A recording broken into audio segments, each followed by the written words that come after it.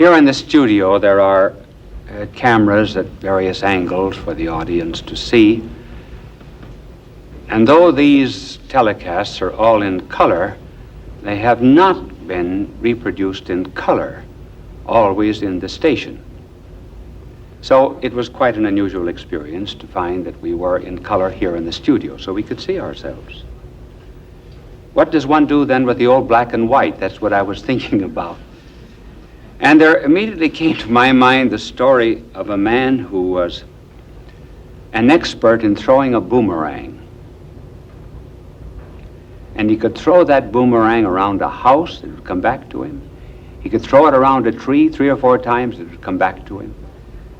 And a friend saw him and said that he ought to have a really good new boomerang. So he sent to Australia and got a new boomerang inlaid with pearl.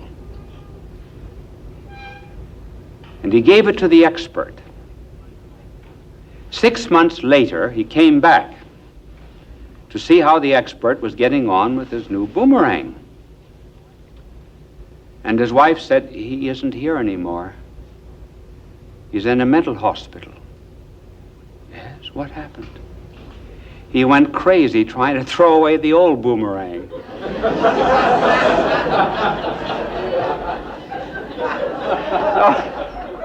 we're going crazy in this studio trying to throw away the old black and white. My angel is naturally always flying. But do you know that for a little relaxation, he decided a week ago to take a sea voyage. And there was a terrible storm.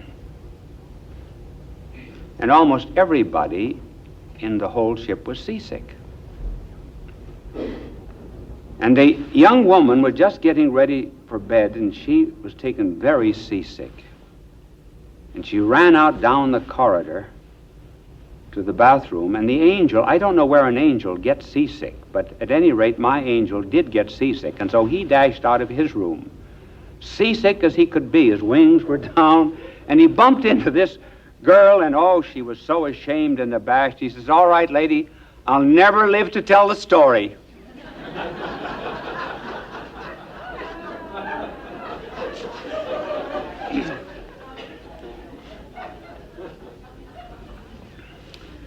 Why did we choose to talk about laughter and humor today? Because really there's a tremendous amount of gloom in the world. Did you know that there is a book entitled Gloom in Modern Literature? One finds it in the novels like one of John Steinbeck's novel, Kathy, who burned her parents, did everything that was evil, very serious play. Many of the dramas that you see today on Broadway are gloomy things. Architecture's gloomy. There's no decoration. Nothing to relieve a straight line. The songs of the young are gloomy. Imagine a 15, 16-year-old boy and girl singing songs about how their heart is already broken. They're ready to die. But you have to say die 15 times. Die, die, die, die, die, die. They're ready to die with gloom. But principally, there's no satire. That, I think, proves our over-seriousness. You cannot satirize an Irishman, you can't give a brogue, can't imitate a Jew, can't imitate Negro dialect, can't tell jokes about Italians, can't tell jokes about Poles, can't tell jokes about Catholics, can't tell jokes about Protestants.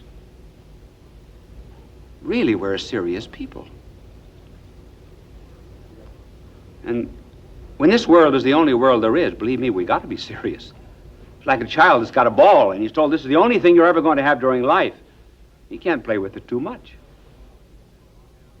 But if he's told, well, later on you're going to have another one that'll never wear out and always give you great pleasure, oh, you can have fun with this one. So, because there's so much gloom, we're going to say something about laughter. Now, you never meet laughter in the universe until you meet man. Man is the only joker in the deck of nature. Hyenas have their mouths open, but they do not really laugh. And animals are funny only when they imitate a man. The reason monkeys are funny is because they look like us. Cow isn't funny. A cow doesn't look like us. Dogs are funny when they sit up and beg, because we beg. I had a dog that I once trained to say his prayers, and he would put his head between his paws and wouldn't move until I said amen. Well, that was funny because he imitated a man. Then I also taught him, I would give him candy or meat, anything that he liked, and say, Lent, fast. And he wouldn't touch it until I said Easter.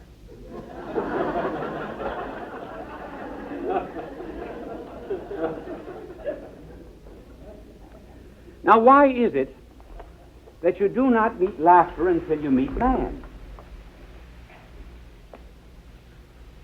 I once gave a telecast on another side of laughter, but here I'm going to discuss it in relationship to gloom in the universe today. But why is it that man alone begins laughter in the universe? The reason is very simple. Man belongs to two worlds. He is one, he has a divine image. And then he belongs to this animal world of ours. He's like an animal.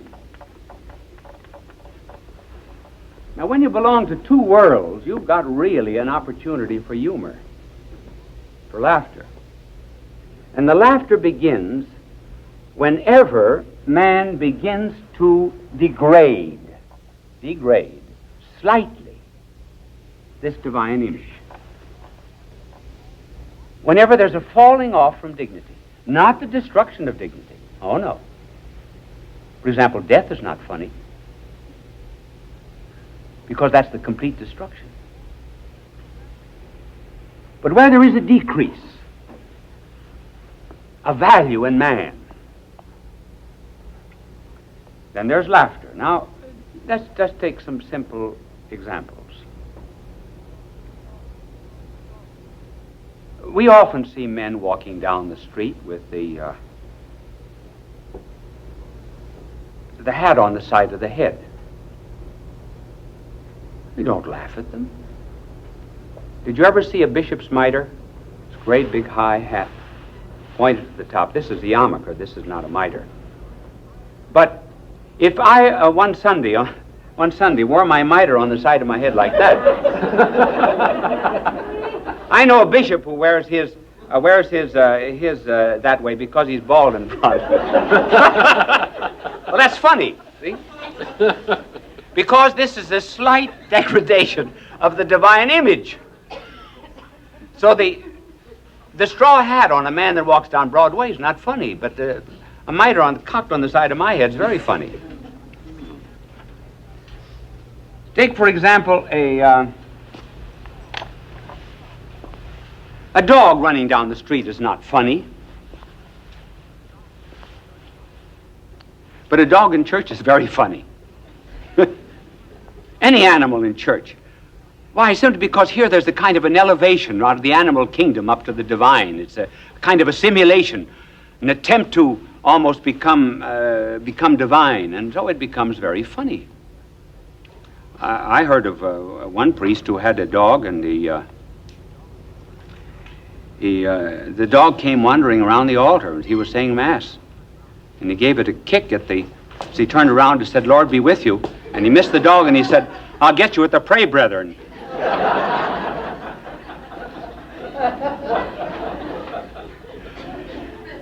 Today we see a lot of running and jogging. Running isn't funny. But if you see a man running after a woman, it's very funny. Take, for example, a fall. We see chimneys fall. We see leaves fall. We see many things that imitate the law, follow the law of gravitation. But they're never funny. But if a man falls, that's really funny. Particularly if he considers himself very dignified. And maybe there's a profound theological significance in this. Perhaps it is related to original sin, the fall of man, which wasn't so funny in the beginning, but now is. And because man is at this borderline of the divine and the animal, we never laugh at his strength. We laugh at his weakness because of the nobility of his image. For example, if you saw a strong man lifting weights, you wouldn't laugh. Have you ever seen a strong man trying to open a drawer? That's very funny. And it's funny simply because there's the incongruity of this strength not being able to open a drawer. Or trying to get a cork out of a champagne bottle. That's why everybody, when they open champagne at a party, everybody looks at the man who's opening the champagne. Because they want to see, if possible, if there's any kind of contrast. Well, that's the reason then for laughter, is because man is in some way related to the divine. Now let us get into the lighter side of it and discuss humor. What is humor, and what makes anything humorous? Well, humor, I think, can be described in one word. Humor is transparency. We say, for example, if a man has no sense of humor, we say he's thick.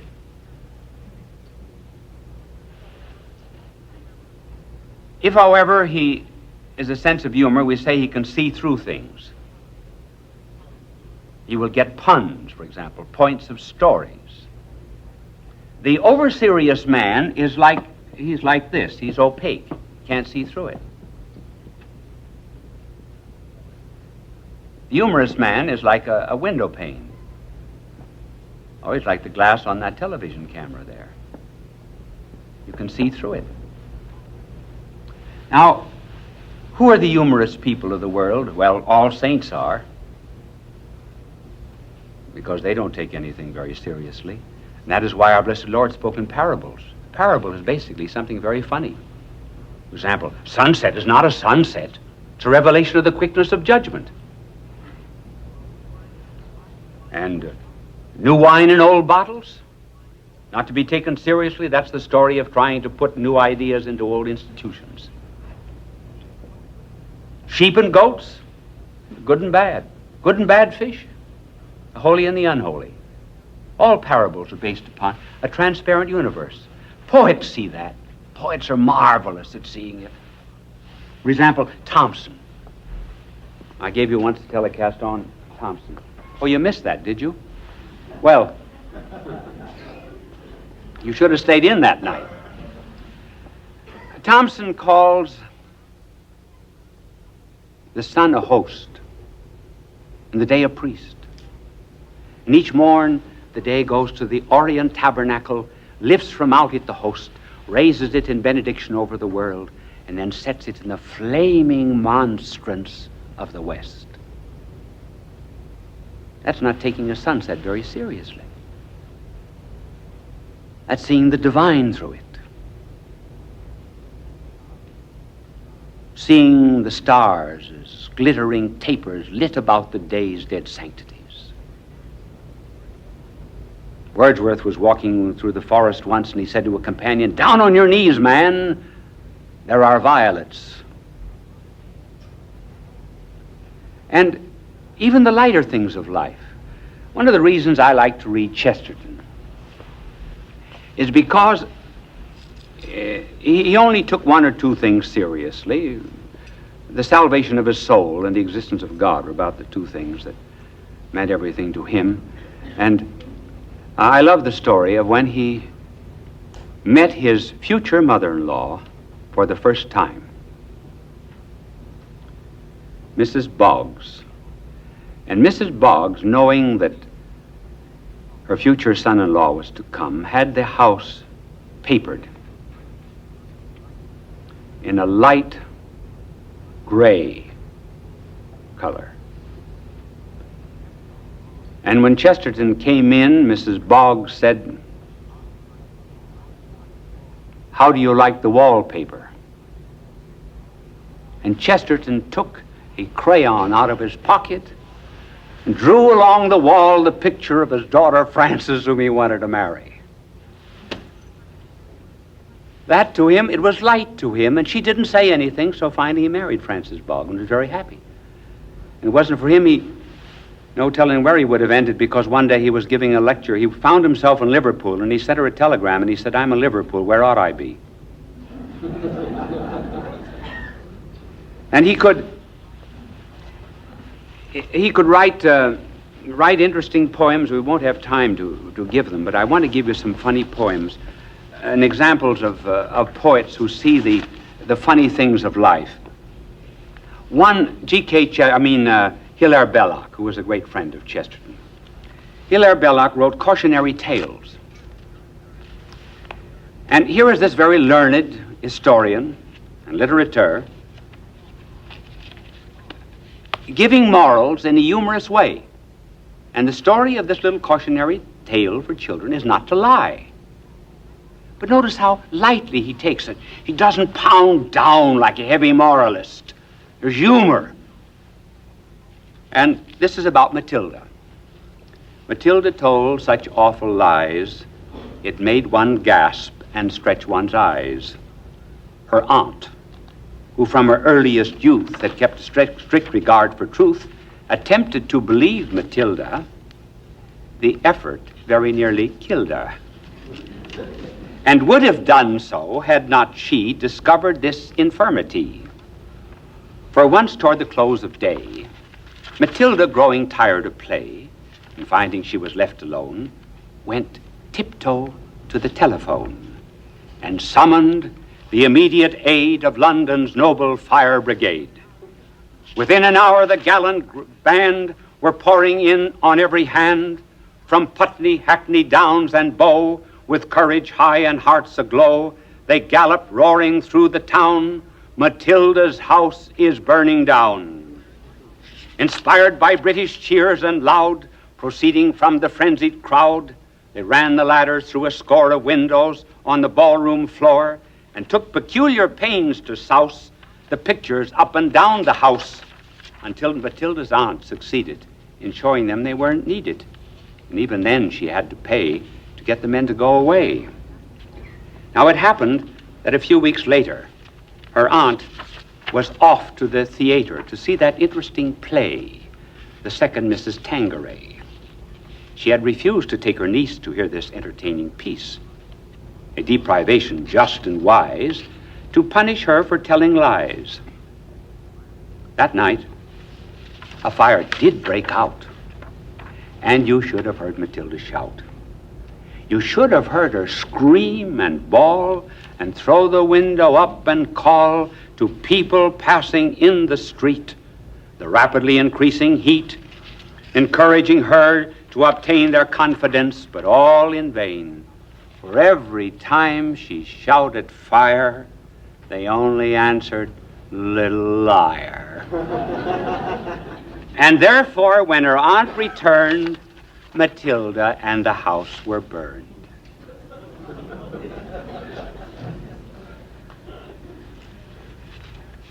Then remember the prayers that were translated from the French of the little donkeys, the little animals that went into the ark, by Carmen Bernos de Gotzold.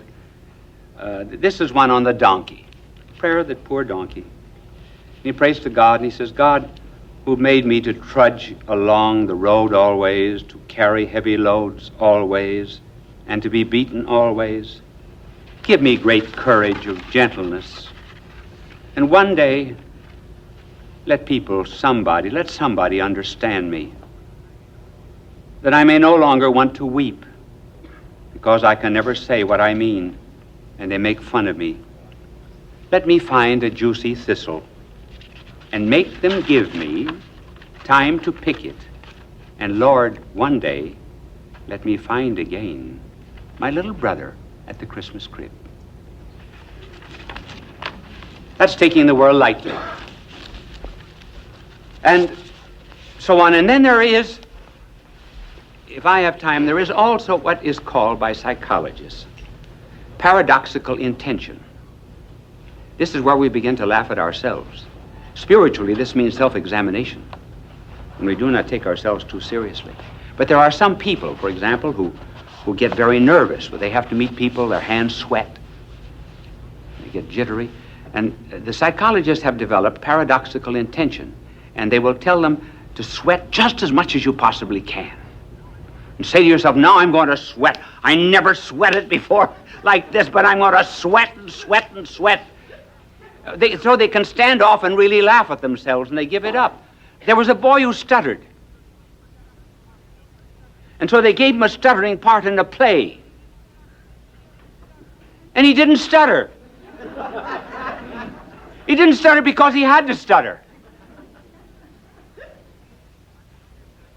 And really this, I don't have time to develop, but this is a spiritual exercise of laughing at ourselves. Even seeing ourselves as sinners brings on redemption. Do you know that there is one place in Scripture where God laughs? Did you know that? In fact, it's in several places, but there is one time. I have a minute and a half, do I? Yes. There is one time when God laughs. You'll find it in the second Psalm, you'll find it in the book of Proverbs, you'll find it in another one of the Psalms. I don't know whether to tell you when it is or not, where it is, or when it is. But it's this. God laughs when men say he is dead. Interesting, isn't it? God must be splitting his heavenly sides. And all of our philosophers who are saying that he is dead, that could be the prelude to judgment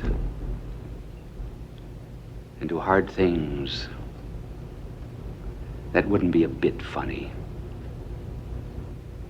And so maybe it's better for us all to realize that we wouldn't be so thirsty if we hadn't once tasted water. We wouldn't be so anxious and so distraught if we'd not already forgotten the good Lord. So let's not make God laugh. Let us laugh.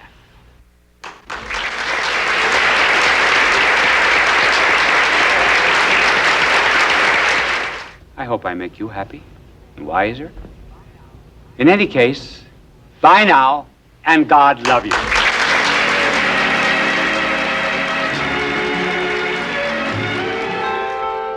Fulton J. Sheen is indeed a man for all seasons.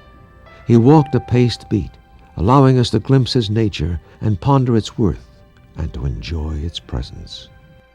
Bishop Sheen authored over 90 books. He broadcast countless radio and television programs and ministered in many parts of the world to people of every belief. As he said many times, it is not a unity of religion we plead for, but a unity of religious people. We may not be able to meet in the same pew, but we can meet on our knees. The bishop wrote 94 books, recorded countless radio shows, and appeared on hundreds of network and syndicated television programs. His legacy is a treasure of joy that transcends time and helps us to believe that truly life is worth living.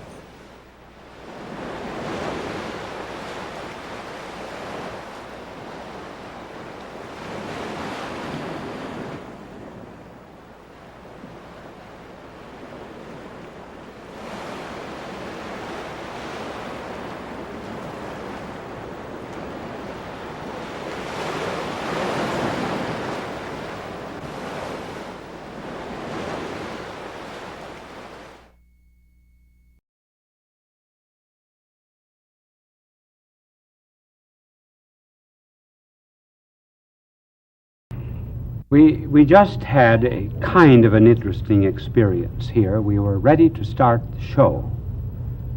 The announcer had just made the announcement, and then they stopped. A man in the control room sent out the message, "The bishop has loused it up." And I did.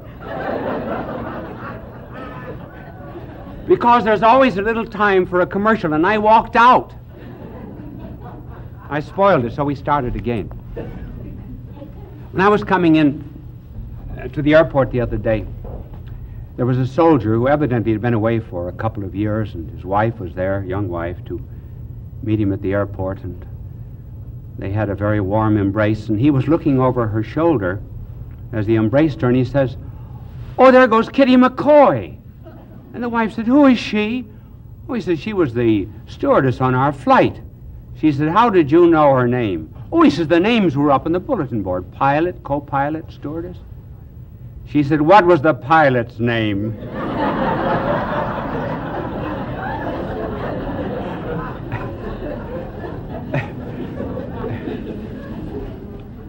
This telecast is not going to be what you think it is.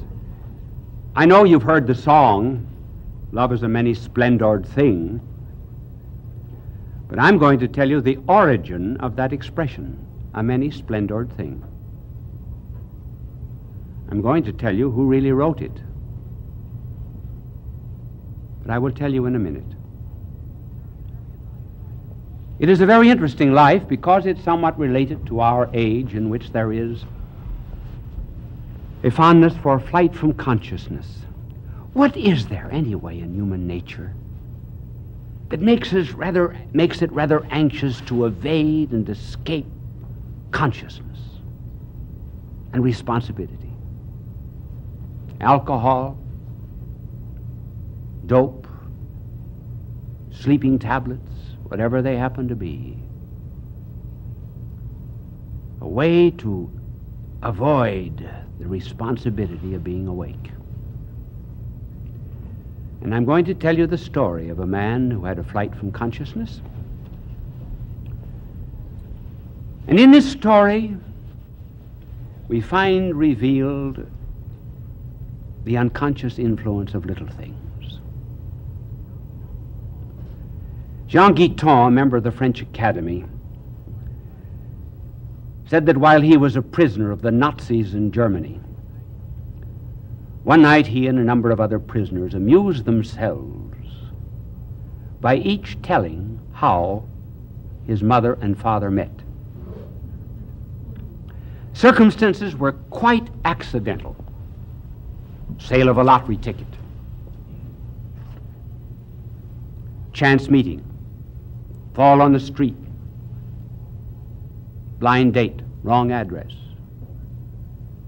And here, as a result of these trivial things, here were men that were prisoners under a totalitarian system. It was the little thing that influenced the life of Francis Thompson, who wrote, "Love is a many splendored thing." And what was that small thing? Well, this young man started for the priesthood, and he was told he did not have a vocation. And then he went into medicine. His fondness was literature. He used to produce as a little boy the plays of Shakespeare for his sisters. And as he was studying medicine in the University of Manchester,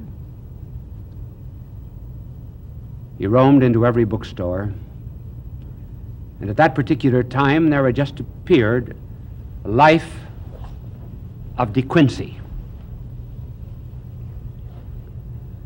He evidently had mentioned the fact that at home that he loved De Quincey.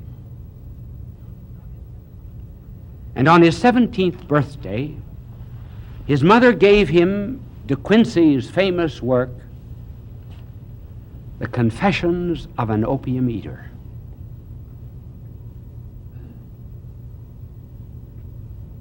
and his 17-year-old eyes fell upon this line of De Quincey.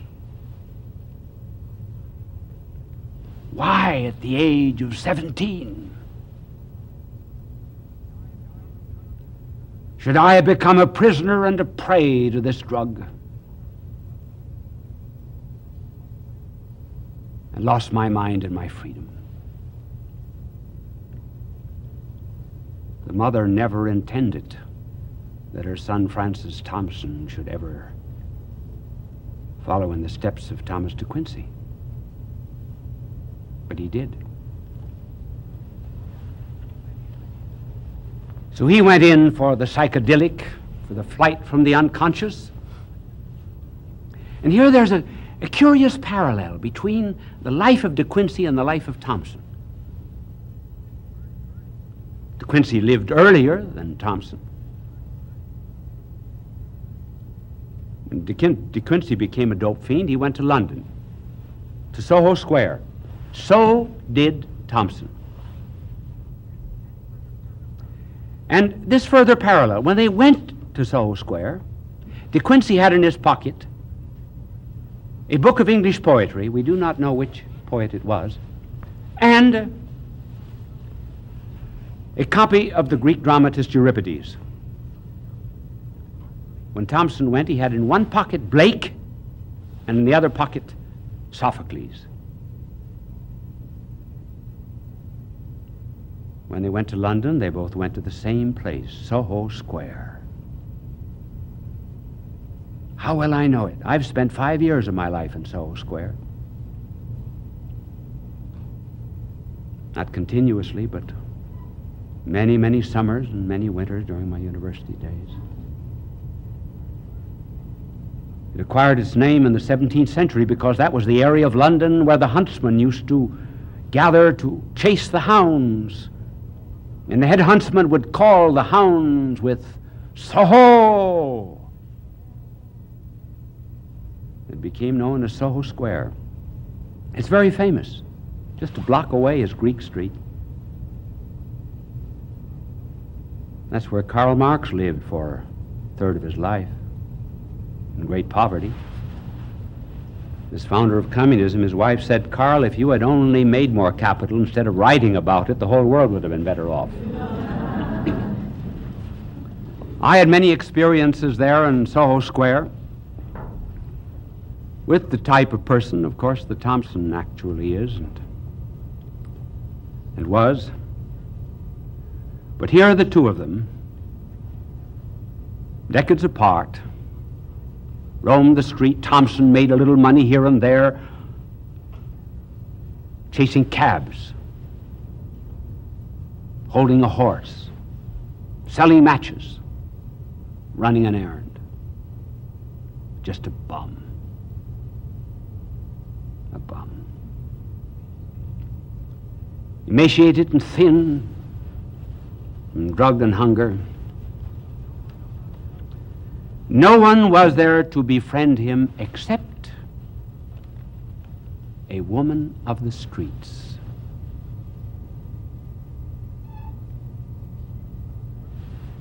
And one wonders, in all of literature, if there ever was a greater tribute paid to a woman of the street than Thompson paid this woman. He wrote about her in a poem to Monica Meynell. We will tell you about the Meynells in a moment.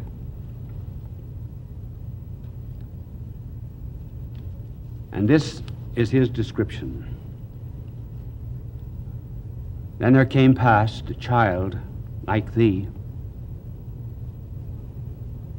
a spring flower, fallen from the budded coronal of spring.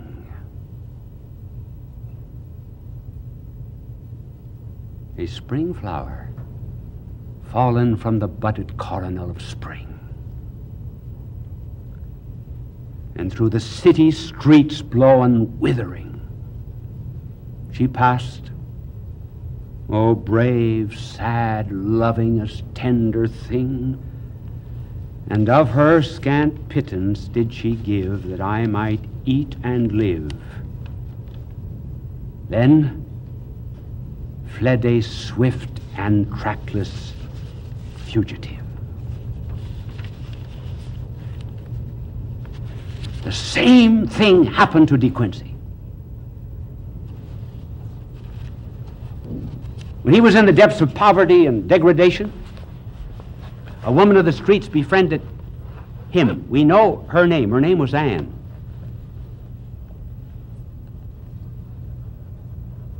St. Augustine never gave the name of the woman with whom he lived before he was converted.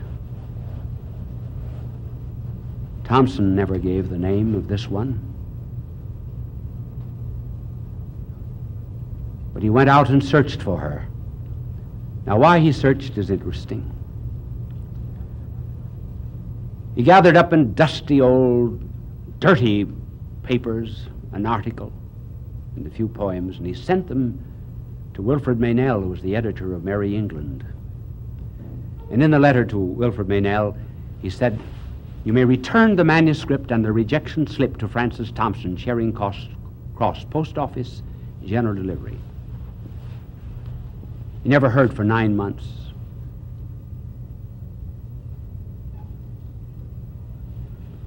So in those 9 months, he went into despair.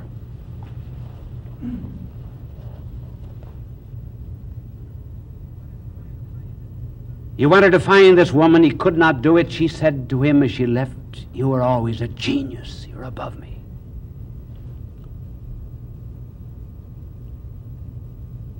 And sinking lower and lower, he then took up his residence in Covent Garden. Covent Garden at one end in London was the Opera House. Down the street, Maiden Lane Church. You go down 2 or 3 steps to go into it. Wish we had an hour and a half. I would tell you about an interesting character that I met there. But in television, you get time in segments. And then in front of the opera was Covent Garden. Covent Garden was where all of the produce of England was brought every morning.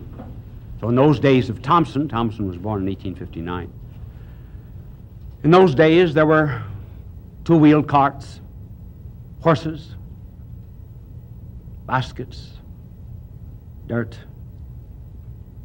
and refuse. And used to sleep under those carts, being awakened by the pounding of the horses' hoofs. And I wonder if anyone ever weary of life ever penned such lines as these. Forlorn and faint and stark, I had endured the watches of the dark and the abashless inquisition of each star. The abashless inquisition of each star. Yea, was the outcast mark of all those heavenly passers' scrutiny.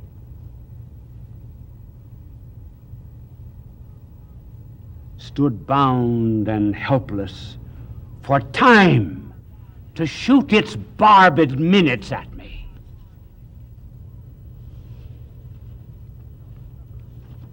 Suffered the trampling hoof of every hour in night's slow-wheeled car, until the tardy dawn, dragging me at length from under those dread wheels, and bled of strength, I awaited the inevitable last. So he decided to take his life. He'd saved up his pennies, bought enough of dope to kill himself. Under these wheels, he could see a distant clock on the spire of a church. It was that prompted him to say that time was shooting its barbed minutes at him. He took half of the dope, and he felt a hand on his that held him back from the fatal other half. He said it was the hand of Chatterton, a poet that had lived 100 years before.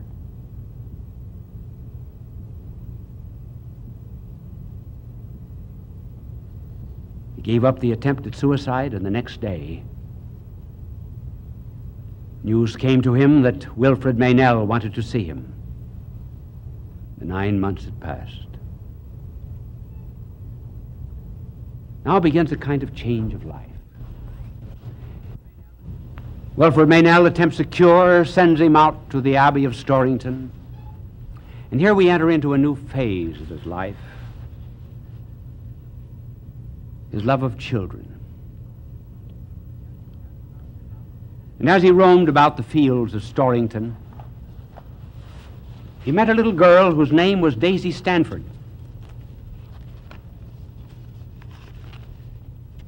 And this is what he wrote of Daisy.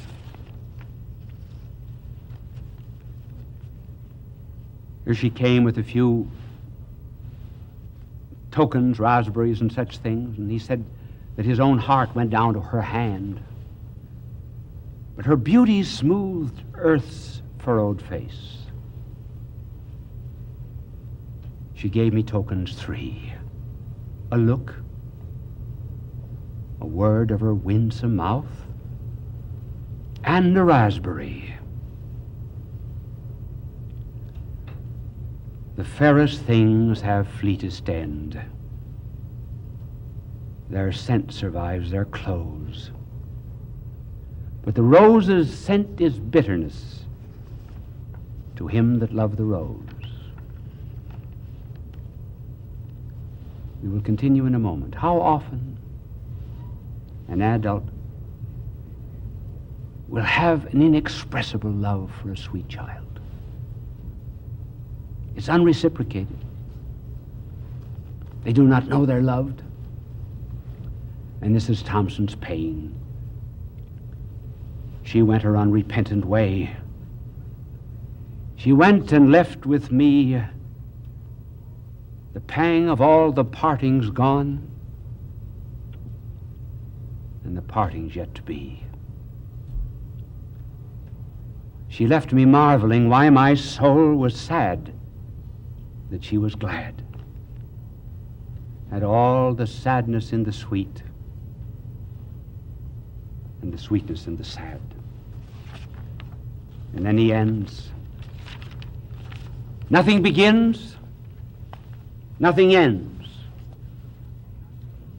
It is not paid with moan, for we are born in others' pain and perish in our own.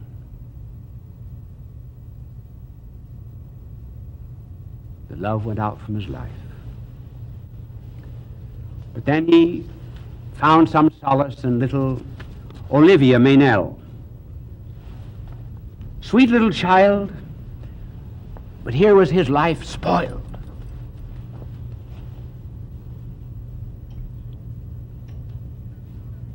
And with the pillaring hours about to crush him,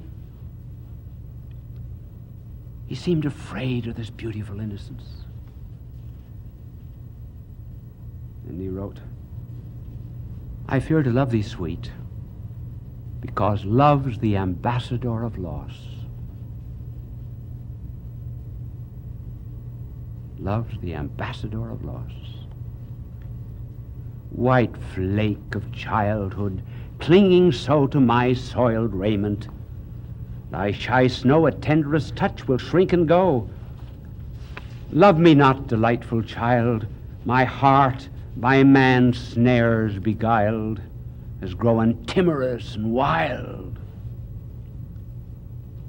It would fear thee not at all, wert thou not so harmless, small, because thy arrows not yet dire are still unbarbed with destined fire. I fear thee more than hadst thou stood full panoplied in womanhood.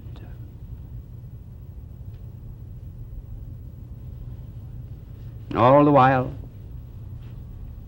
he's being haunted by something. And I told you of that poem of haunting. I gave it to you one year, The Hound of Heaven, that he wrote. He went back again to dope. The Meynell still cared for him. But this hound was pursuing him. But despite this shell, that shell that first came to the Meynells, he had no stockings on and his toes were out through his shoes and dirty old brown coat, no shirt. Consumptive, because of the nights he slept under the cartwheels of London. He still had this love that pulled him. Probably that was pulling him at the beginning of his life, and so he wrote, "O world invisible, we view thee. O world intangible, we touch thee. O world unknowable, we love thee. Turn but a stone and start a wing. 'Tis ye, 'tis your estranged faces that miss the many splendored thing. Love's the many splendored thing, not earth love, heaven love, that Thompson saw everywhere."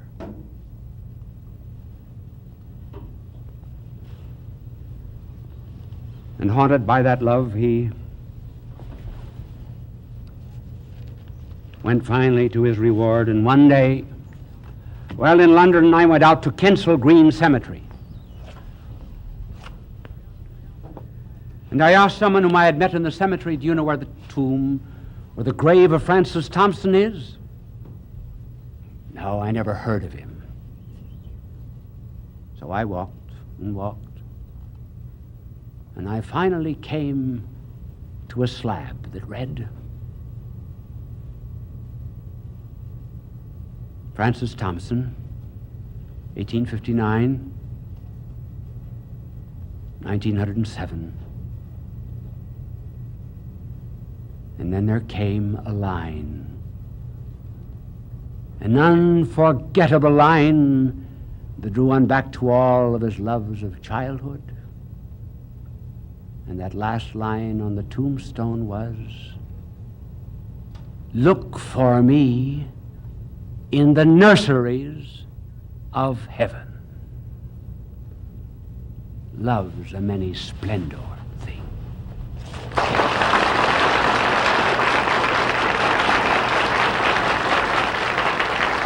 Bishop Sheen will return in a moment.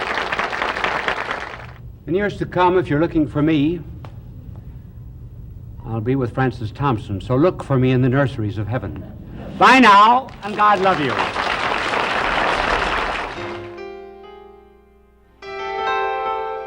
Fulton J. Sheen is indeed a man for all seasons.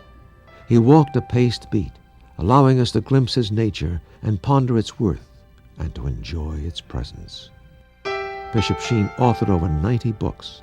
He broadcast countless radio and television programs, and Bishop Sheen authored over 90 books. He broadcast countless radio and television programs and ministered in many parts of the world to people of every belief. As he said many times, it is not a unity of religion we plead for, but a unity of religious people. We may not be able to meet in the same pew, but we can meet on our knees. The bishop wrote 94 books, recorded countless radio shows, and appeared on hundreds of network and syndicated television programs.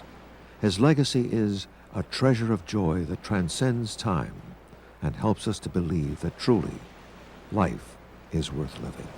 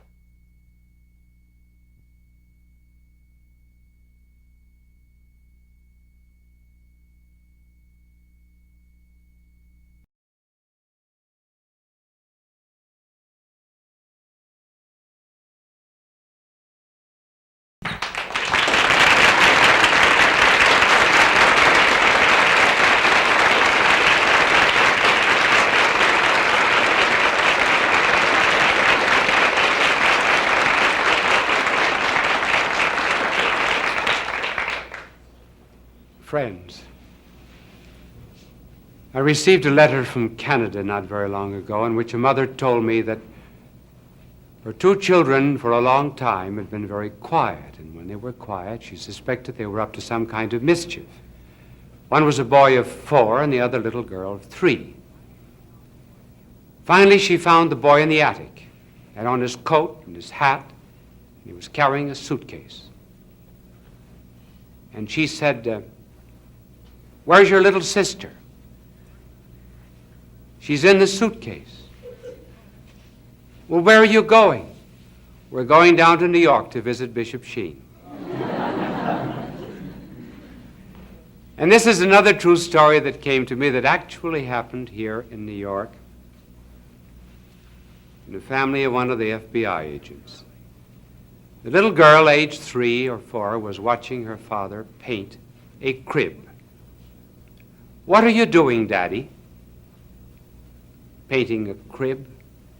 "What color?" "White." "Where did you get the paint?" "Bought it at the store." "Where did you get the brush?" "Bought it at the store, too." "Daddy, at what time does the soul come into the body?" "When the body's about ready to receive it." "Daddy, do you wear a girdle?"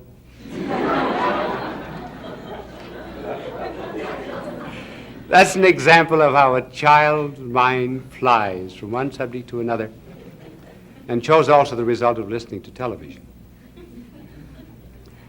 Late in February 1954, I gave a telecast on the death of Stalin. It was a funeral oration over the dictator. A few days later, on the 5th of March, his death was announced. We hope that what we're saying tonight will not be so prophetic. A word about the pattern of betrayal, the formula of world revolution. We're going to show the pattern by which the Soviet Union hopes to take over the world. This proceeds in 3 steps. We'll mention the 3 and then describe each of them. This first principle applies only to themselves, namely materialism. That is their philosophy of life. The second applies to themselves and to us. It is the myth of coexistence.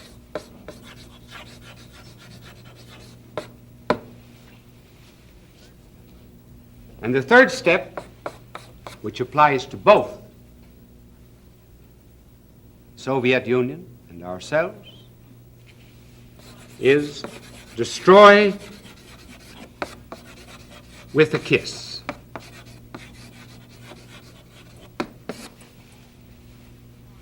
Now, this is the formula by which they have taken over so far about 33% of the world. 37 out of 100 people in the world are subject to them according to these ideas. First, materialism. Materialism, as you know, is their philosophy of life, which believes there's nothing but matter. There's no God, no soul. Now, why these 2 denials? They're intrinsic to communism. Why no God? Well, we can understand that. The second paragraph of our Declaration of Independence states that it is a self-evident principle that the Creator has endowed man with certain unalienable rights. In other words, we have rights and liberties, like freedom of press, freedom of conscience, freedom of association, which do not come from the government, which do not come from the will of a majority, which do not come from a state, These rights and liberties come to us from God. Therefore, the state cannot take them away. That is our principle. Now, they have to deny God, because that would be another source of rights than the state or the party. In order to build up this structure of theirs in which the party is supreme, they must hold that any right or liberty which the individual possesses comes to him from the party. Therefore, the party can take the rights and liberties away. But if there was a God, then there would be rights not dependent on the party. So they have to deny God. The second principle, there is no soul. Why that? Because the soul contemplates. And when one contemplates, one establishes personal relations with a reality which is not subject to social control. In other words, no one around me in society can control my thinking and my meditation. Now, communism cannot allow that. There may be no thoughts, no conclusions, no plans, except those approved by the government. And so their procedure is, first of all, to forestall any kind of contemplation by the soul by saying that it is a sign that you're a neurasthenic. And secondly, if you have any thoughts of your own, then by purges, by persecution, by drugs, and by starvation, and by standing for hours and hours before a blazing light, your thoughts are driven and expelled out of you. There can be no soul. Otherwise, you would have a retreat into which you could enter, where you would be free from the state. That's principle number one. The next, in order to destroy, there must be the myth of coexistence. Lenin said, communism must make use of every lie, deceit, strategy, in order to further world revolution. Manuilsky, addressing the Soviet Congress, repeated something from the ancients: those whom the gods destroy, they must first make blind. In other words, they must deceive them. So the communists say, let us coexist in peace, peace, peace. At the end of the 19th century, there was a great Russian writer by the name of Soloviev, who in his work, The Three Conversations, said that in the 20th century a book would be written entitled Peace and Cooperation Among All Peoples, and it would be written by a dictator who would conquer the world. Do you know of any book that has a title like that?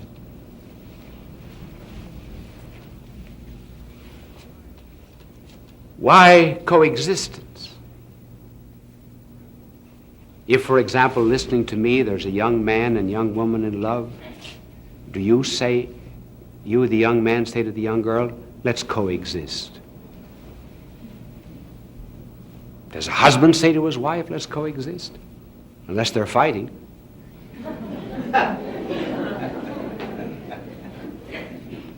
New York does not say to New Jersey, let's coexist. Canada does not say to the United States, let us coexist. Why then does Russia ask for coexistence? Interesting, isn't it? Here's the answer. Here are 5 houses. House 1, 2, 3, 4. Oh, that's all we'll draw. Houses. In this house is Mr. A, who believes in heating his house by gas. Mr. B, believes in heating his house by electricity. Mr. C, oil. Mr. D, what have I got left? Coal. I don't, in case there's some sponsors around the nation that are in this business, I want to get them all in.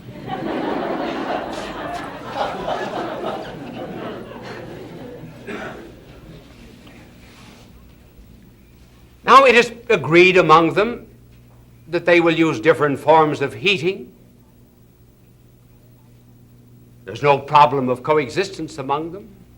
But suppose someone moves into a house down here whose name is Mr. K. Mr.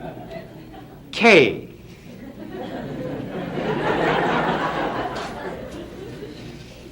Mr. K is an arsonist. Mr. K believes in heating his house with the kindling from A, B, C, and D. Can there be that kind of coexistence? Why does he ask for coexistence? He asks that the peaceful relations that exist between nations, free-loving nations, should be applied to a nation that does not believe in peace and justice. There cannot be that kind of coexistence. It is only a sham and a snare and a delusion. Why do they ask then for coexistence? Well, the answer was given in an article that appeared in the Communist magazine of Russia in 1954, written by Leon Tivev. Leon Tivev in this article said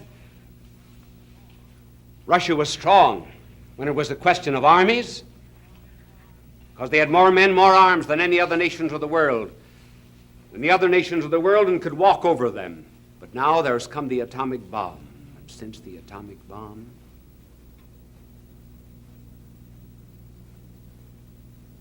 there can be mutual destruction.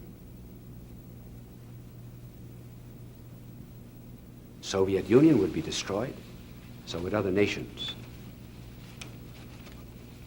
So there must be, Mr. Leontiev goes on to say, long periods of coexistence until the historic moment comes when we are ready to strike. And when does that come? When does that happen? Well, that happens at a moment of greatest friendship, when a dictator visits another country to pledge loyalty and fidelity. As, for example, in 1939, when a treaty was signed between the Soviet Union and Latvia, Estonia, and Lithuania. Now, I could just as well read this off an idiot card, but the reason I'm not reading it off an idiot card, I'm reading, so I might just as well tell you. In an idiot card, I'd have to do this.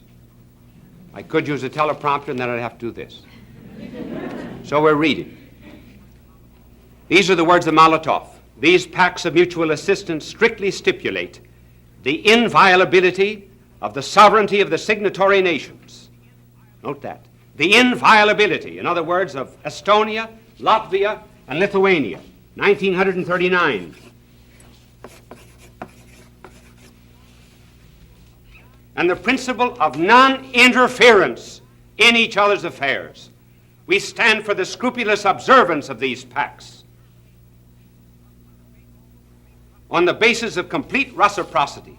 And we declare that all talk is nonsense about the Soviet Union trying to Sovietize the Baltic countries. That in 1939. Sovereignty of Estonia, Latvia, Lithuania.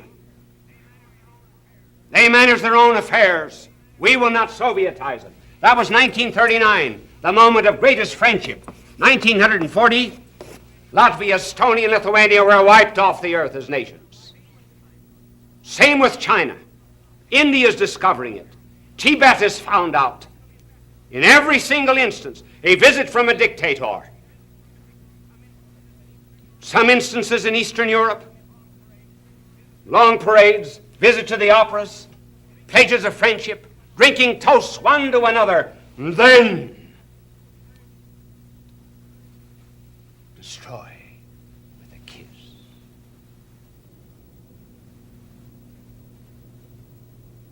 Where did they learn it?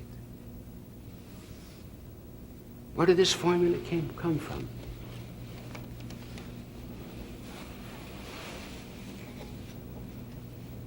Came from Judas. Those were his stages. First, materialism.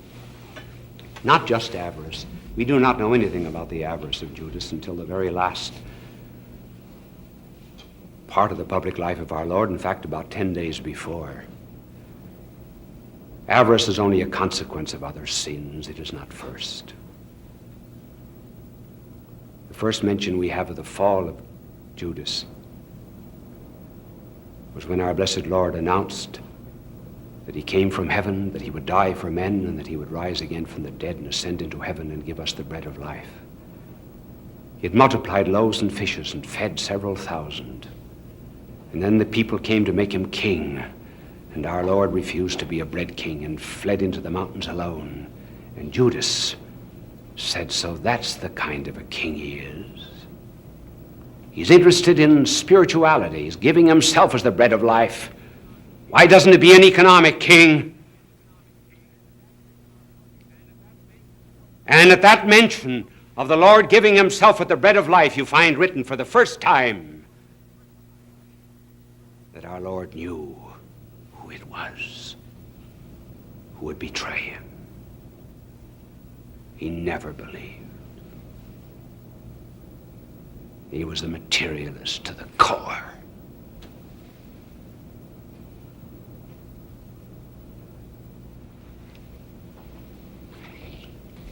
But that was for himself. Materialism is for the Soviet Union.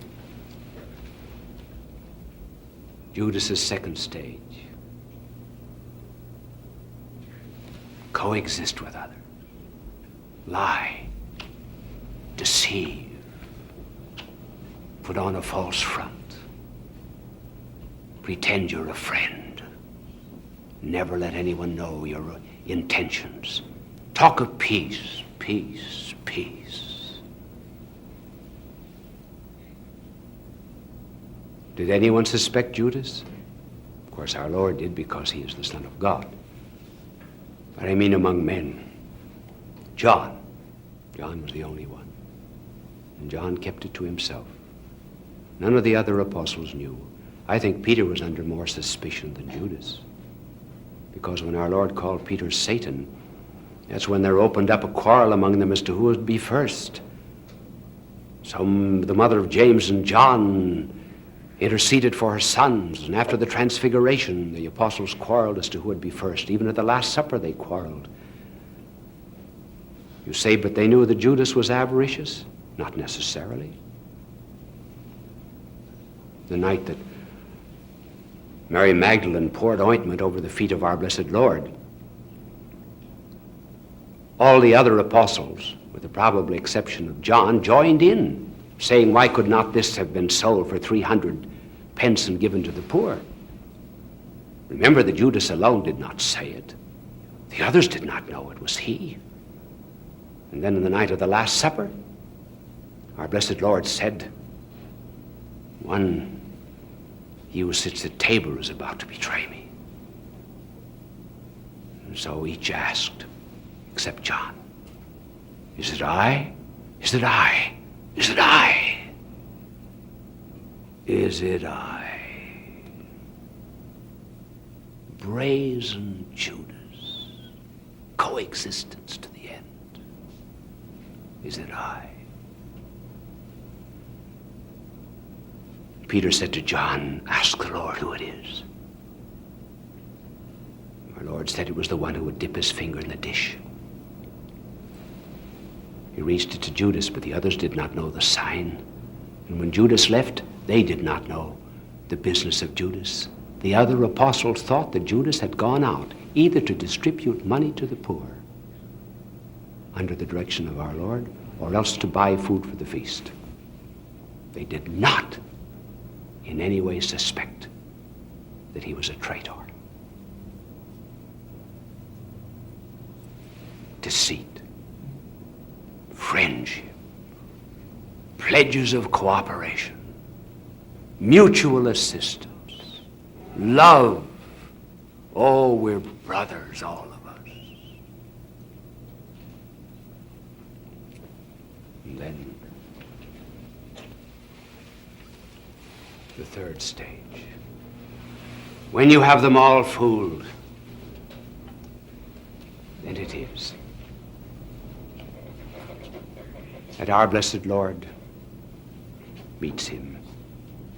And Judas came down over the brook of Kedron. Excuse me for looking down there, changing my watch. I want to find out how much time I've got. Only 1 minute left? Oh, the watch is wrong. I'm sorry. I had 2.5. I have 1 minute left. So we'll have to hurry very quickly. And Judas came down over the brook and threw his arms around the neck of our blessed Lord and blistered his lips with a kiss. And our Lord said, "Friend, wilt thou betray the Son of Man with a kiss?" Oh, yes. Some things are so sacred and divine, their betrayal must always be prefaced by some mark of affection. My fellow men, my countrymen, beware, lest you say, "Wouldst thou betray America with a kiss?"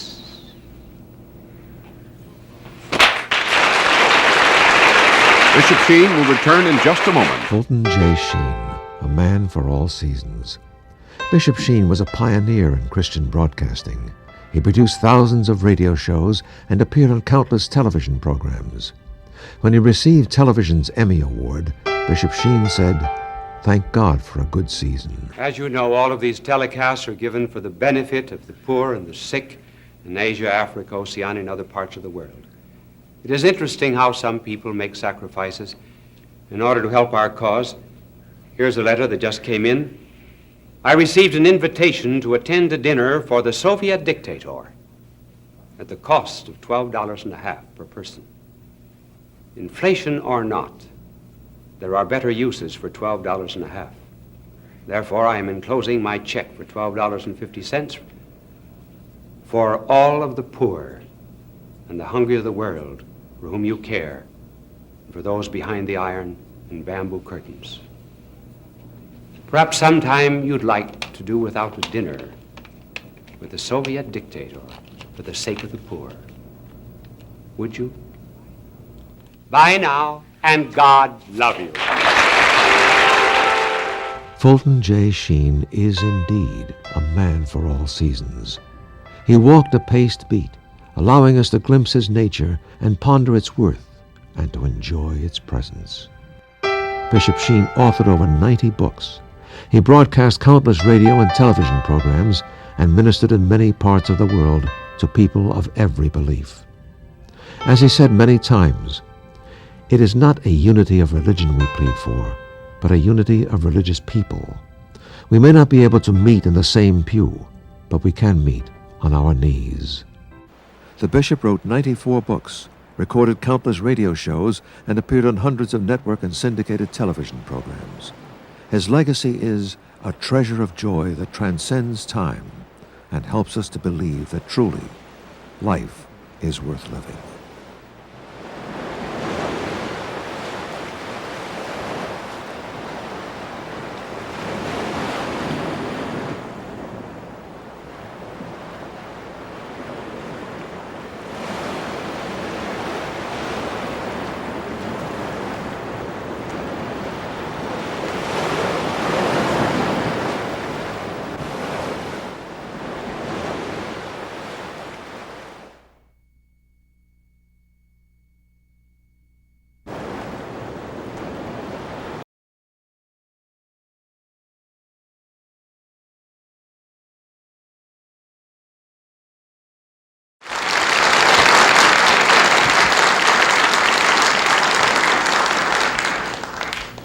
Friends,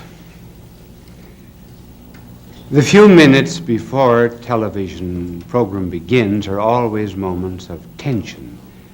There's a countdown, and one is always waiting for the cue to start. It reminds me of a woman in an Arkansas town, a very small town. She was trying to crash the society in this village, but her husband was not very social, so she kept him upstairs with instructions that he was not to come down to the tea under any circumstances. She invited in the ladies, and she was charming them at tea, and her efforts were just about crowned with success when a voice was heard from upstairs. It was the husband, and he was saying, "Ma, there are only clean towels in the bathroom. Is it all right to start one?" So we get the cue and start a television show. And this one is about America. Sometimes the Europeans make great fun of us.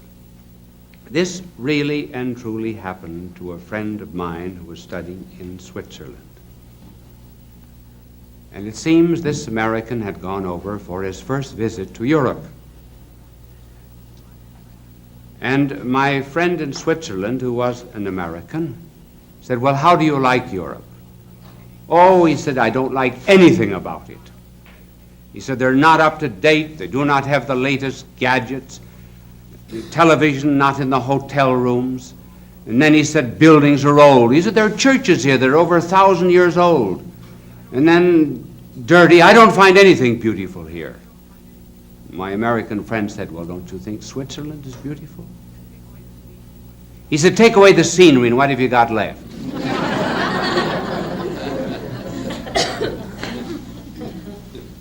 There are so many things that we take for granted now that could not be taken for granted some years ago. For example, our next meal. When the pioneers had to go out to shoot it. Water. But now we take everything for granted. Light, heat, transportation, television, trains and planes. We take our friends for granted. We take people for granted. And we take America for granted. And there is going on at the present time a decline in patriotism. And in order to revive it, let me tell you some of the glories of America. I'm going to mention three. The first is the origin of our rights and liberties. Secondly, the great value that we put upon the human person. And then thirdly, what America's done for the world.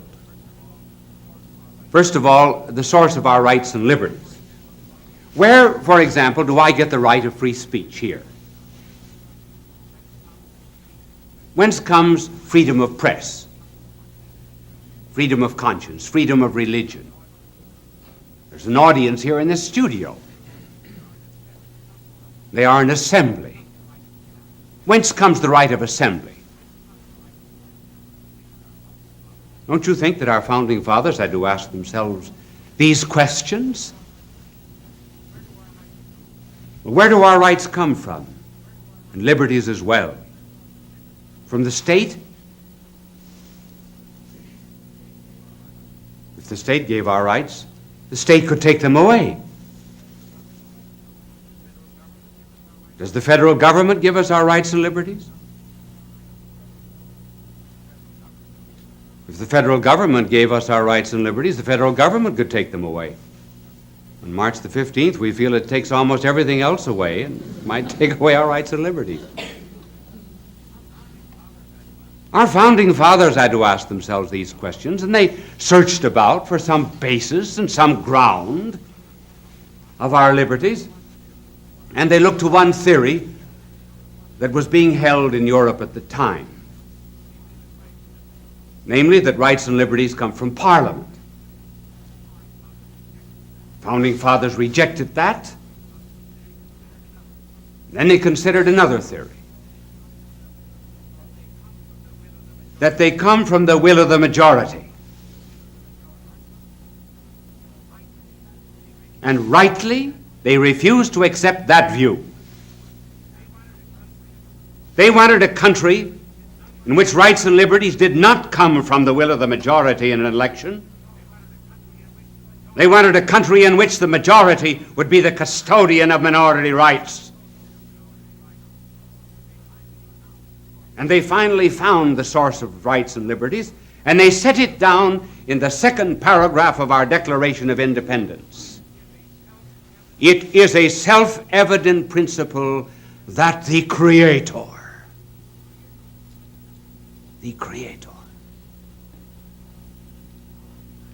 has endowed man with certain unalienable rights, among which are the right to life, liberty, and the pursuit of happiness. In other words, our rights come from God. And therefore no one can take them away. That's very different from any theory that might exist in a totalitarian system. This is why we call now all of our rights and liberties inalienable. The Constitution puts it unalienable, but the meaning is the same. Now, if our rights came from a party, then the party could destroy them. And so we have in our Constitution, Article 9. And Article 9 of the Constitution states, when the Constitution grants rights and liberties to the citizens, it must never be assumed that the people have no other rights than those granted to them by the Constitution. In other words, simply because we have certain rights, we must never think that we have them because they're in the Constitution. No, we have them because they're divinely given. And we do not have to wait for all of our rights and liberties in the enumeration by a Bill of Rights or the Constitution. See our country as theological foundations. In other words, our Declaration of Independence is a declaration of dependence. We are independent because we are dependent on God. If we wish to keep our rights and liberties, or rather our trees, we have to keep our forest. If we wish to keep our light and heat, we must keep our sun. If we wish to keep our perfumes, we must keep our flowers. If we wish to keep our rights and liberties, we must also keep our God. Piety and patriotism go together. That's the first glory of being an American. And then there's another. And this second glory has to do with the value that our government puts upon the human person. Have you ever noticed how our Constitution begins? It begins, you see, no matter what I talk about, my angel cleans my board for me. Even though it's on the Constitution, he still works faithfully. Now here is the way our Constitution begins. We, the people,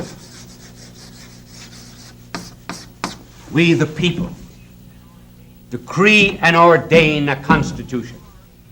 Who are people?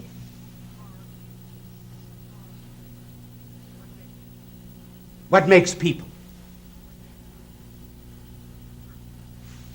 Persons make people. What is a person? Person is someone who answers the question, who is it? A person is one who has rights and liberties, even though he is not useful, like a baby or a sick person. But above all, a person is one who cannot be replaced. Like your mother, father, wife, husband, so forth. And a person is one who is self-determined. In other words, a person is one who has a right to go in and look at 20 pair of shoes in a shoe store and not buy a one.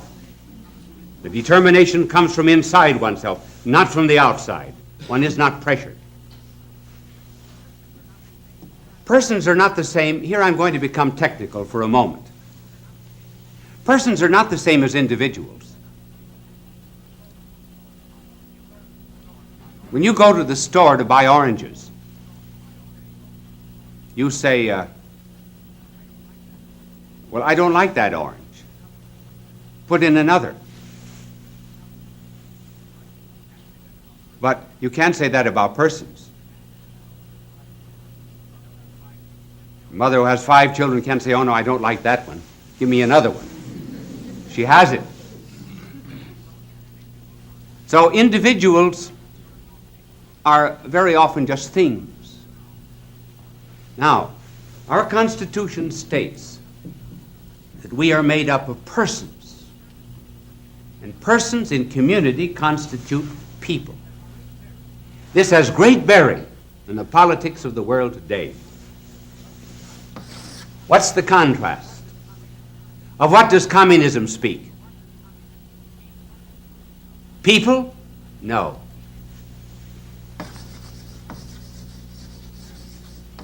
Masses. Who are masses? They're persons who began to be individuals, who lost all sense of responsibility, and then began to be amalgamated into a mass. And all the direction of the masses comes from outside of the persons. They are not self-determining. It's the party that determines. It's the dictator that determines. We are not masses. We are people. One can beware of anyone who speaks. Therefore, the American nation is being made up of masses. Karl Marx, who founded communism, said, the individual has no value, the person has no value, except he is a member of the Communist Party. If he's not a member of the party, he has no value. We say he has value independent of any party. I remember some years ago, Haywood Broun, the great journalist, told me of a friend of his who was a cartoonist for the Daily Worker, which was the communist daily in New York City. And this cartoonist had developed cancer and was unable to work. And he was living in great poverty. And Broun, who had a profound love of humanity, went to the Communist Party of New York and asked them if they please wouldn't do something for this man who had dedicated his whole life to them and has used his talents in drawing cartoons for their paper every day. And the party said to Broun, he doesn't exist anymore. He no longer has value for the party. Therefore, he's of no importance. We cannot help him. The greatness of America, therefore, is its belief in the value of a man. That's why we're interested in just one citizen who might be taken prisoner in another country. And where does this stem from? It stems from, after all, the Christian tradition. One wonders if really the Christian part of democracy was not grounded and founded on that day when Our blessed Lord was unfurled like a wounded eagle on the cross, and he turned to a thief on the side of him and addressed him in the second person singular, saying, "This day thou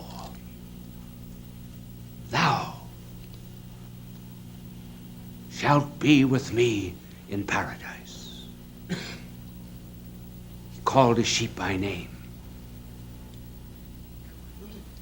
Everyone had a value because he was a person and therefore bore the image and likeness of God. This is the second glory of being an American.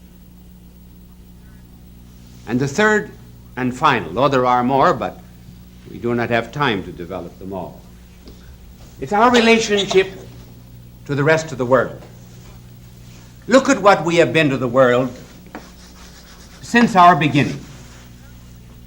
The very beginning of our national history was one in which the United States was a sanctuary to the persecuted peoples of the world. In other words, those who were suffering from any kind of intolerance could come to our shores. And that still is true. Just as there was a ring on the door of certain churches in the Middle Ages where a criminal was pursued by law could have recourse. If he touched that ring, he was immune from civil prosecution, threw himself upon the mercies of God and the church. And we've been that sanctuary to peoples of other lands. And then we became an arsenal.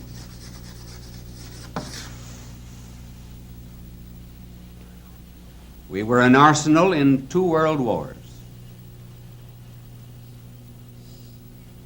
And we did not gain 1 inch of territory.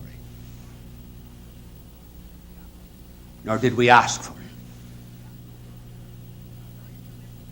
Very few instances will you find in history in which a nation took hold of the enemy immediately after the war and lifted it up. Who became the strong nations after the war? The defeated ones. Japan, Germany, Italy. We reached out a hand to them, loved our enemies, were happy when the war was over.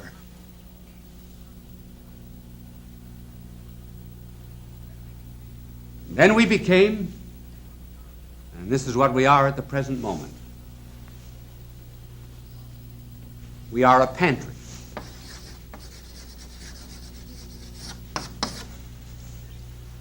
A pantry to the world inasmuch as we are helping to feed the world. And I'm speaking not just of giving money, because that does not make many friends. I rather speak of the food that we are sending to the 2/3 of the people of the world who go to bed hungry every night. Do you not think that this is going to draw down upon us many of the blessings of God?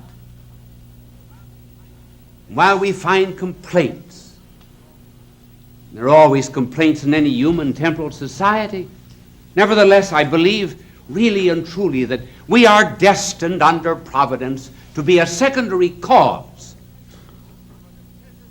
for the preservation of the liberties of the world. We have indeed a task that is not easy,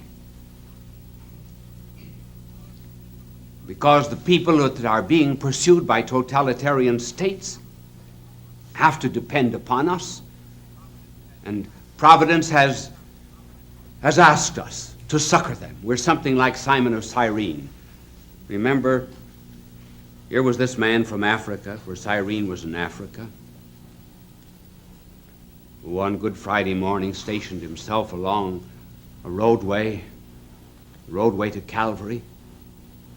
He was just curious, as any man was curious about a fellow man going to death.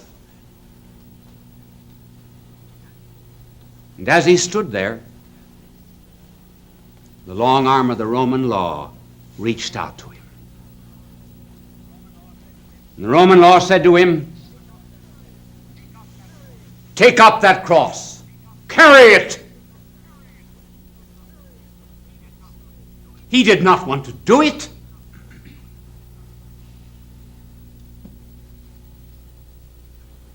But he carried it. After a while, the burden became sweet and the yoke light. And so it is with America.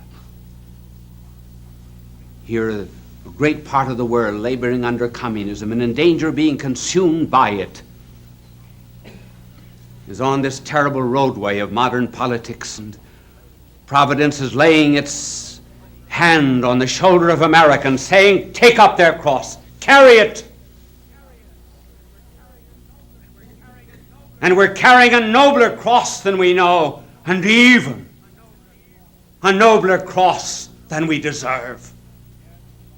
Yes, we're brought close to danger, that is true, and we're like the eagles, you know, that build their nests high in the crevices, always overlooking abysses.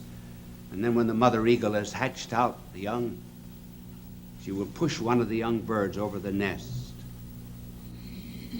And the little eagle will fall down to what must seem like certain death. And just before it crashes in the rocks below, the mother eagle swoops down and gathers up its young on its giant pinions, flies into the air, and then out from under the bird, catches it again before it falls, repeats the process until the bird has learned to fly. And so America's pushed close and close, very often to disaster. And yet Providence, somehow or other, each time is gathering us on its giant wings. As Moses said, as the eagle stirs among its young, so God stirs among the nations, and particularly our own.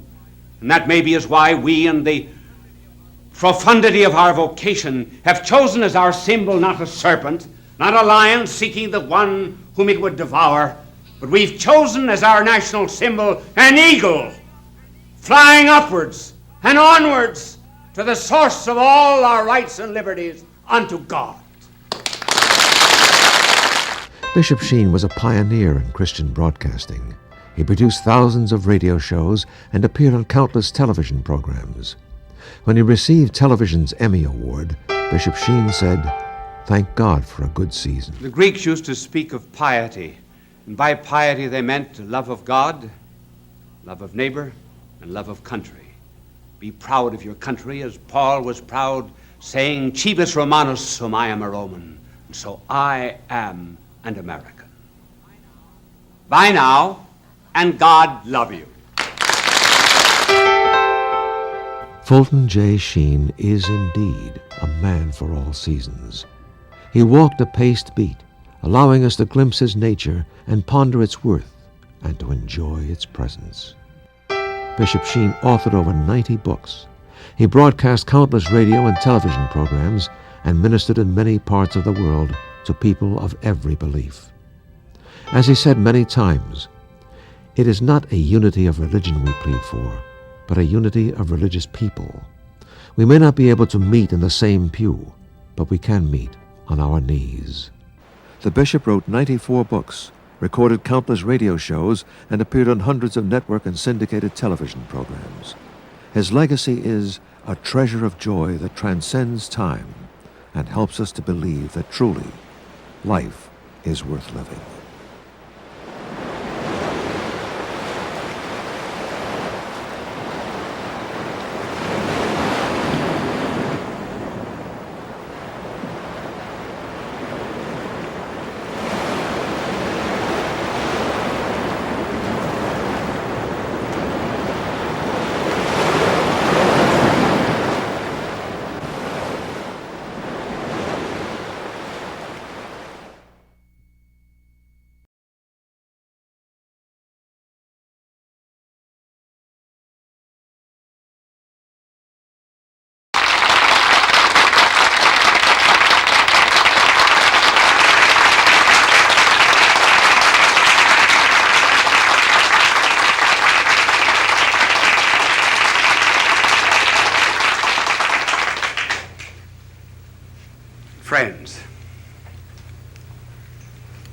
In a certain city, a politician was running for office, and he advertised for volunteer workers. There were so many young women appeared for the job as volunteers that there was a near riot. Were they interested in politics? No. The first question they asked was, how many men have appeared? They were part of the lonely young women of this great city. And then I know of an old woman who stays up every night until 12 o'clock to hear the announcer say, "We are now signing off. Good night, and have a good sleep." That relieves her of her loneliness. There was really and truly, a woman wrote to me and told me that my program was the only one to which her cat ever listened. So our subject tonight has to do, to some extent, with loneliness. It affects all ages. Children are lonely. 5 million of them belong to divorced parents in this country. Boys get lonely. That's why they join gangs, because they get power which they do not individually have.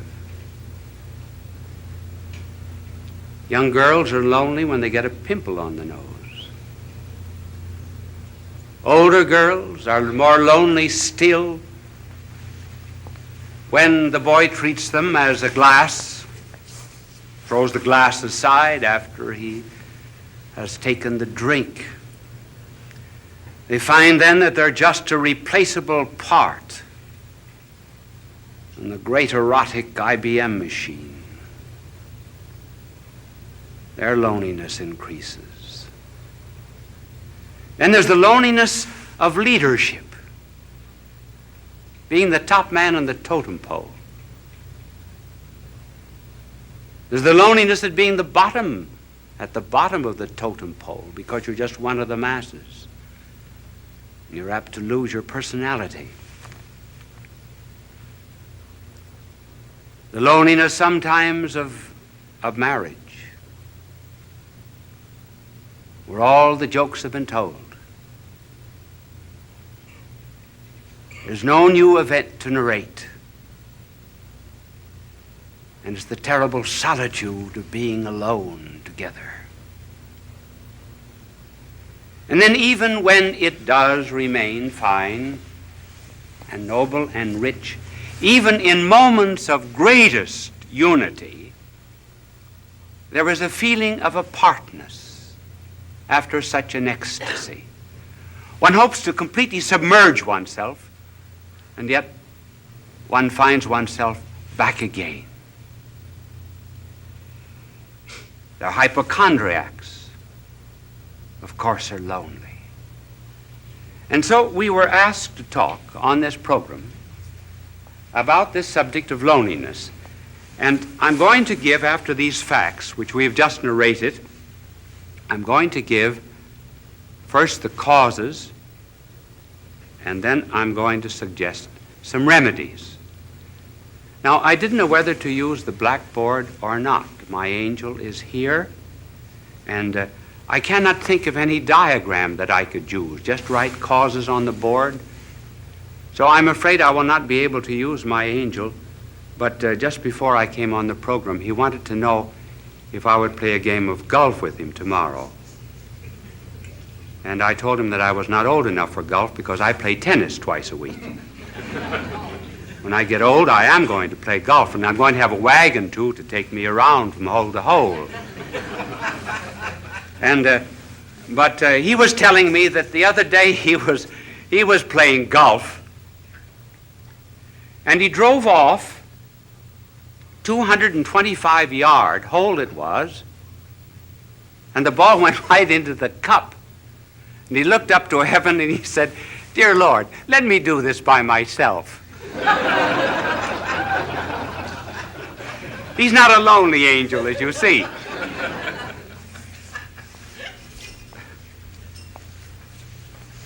Now, what are the causes of loneliness? Well, one of the causes of loneliness has to do, first of all, with the lonely people themselves. And another reason why they are lonely is because of people who are not lonely. First of all, on account of the lonely themselves.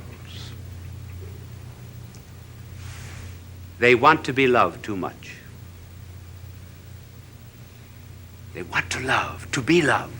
Now, there's nothing wrong about wanting to be loved, because we're all Stradivarius violins without bows. I didn't mean that pun. We are one of the difficulties of an unprepared, unscripted play. And we're cups without saucers. We are to be complimented. But the deep loneliness of which we are speaking comes from an excessive desire to be loved.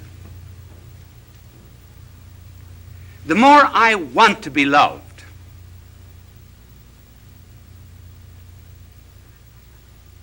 the less I am loved. The less I'm loved, the less lovable I become. The less lovable I become, the less I am capable of loving others. And that's how, by a desire to seek only oneself and to please oneself, one gets caught like a bird in a fowler's net. And the more one struggles to get out of this loneliness, the more one is captured by it.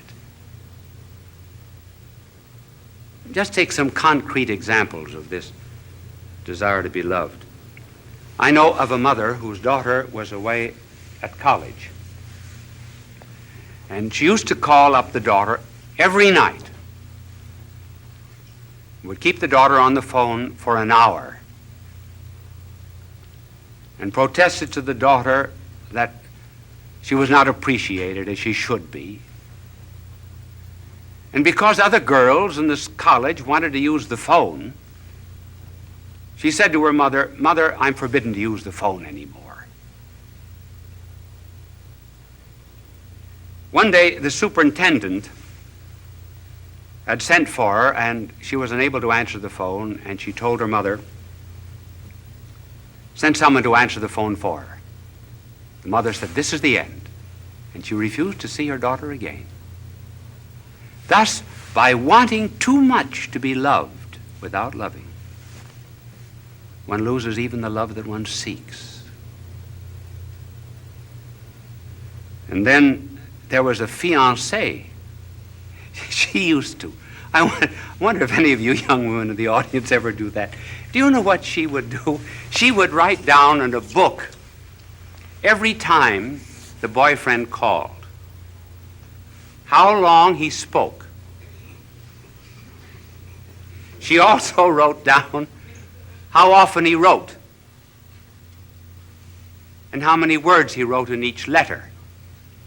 She felt that she wasn't loved enough, so she began writing herself anonymous letters, threatening her. And she said that these letters came from a well-known author in the city. And finally, she was exposed by this man whom she blamed, and eventually the marriage was broken off. She just loved too much, loved to be loved. Then there was the wife who felt that her husband was paying no attention to her, insisted that he stay away from work. She wanted to go to a picnic, wanted to go to the beach, and he found excuses many times, and finally he lost his job. The marriage broke up. So one of the principal reasons of loneliness, therefore,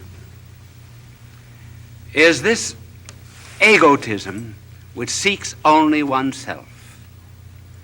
And you can already see the cure anticipated by the mere fact that we mention this cause.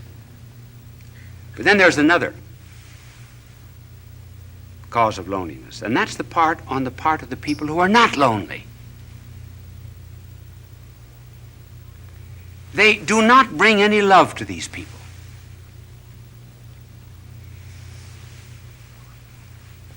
Do you know what we should do? We should really concentrate a great deal on certain types of people.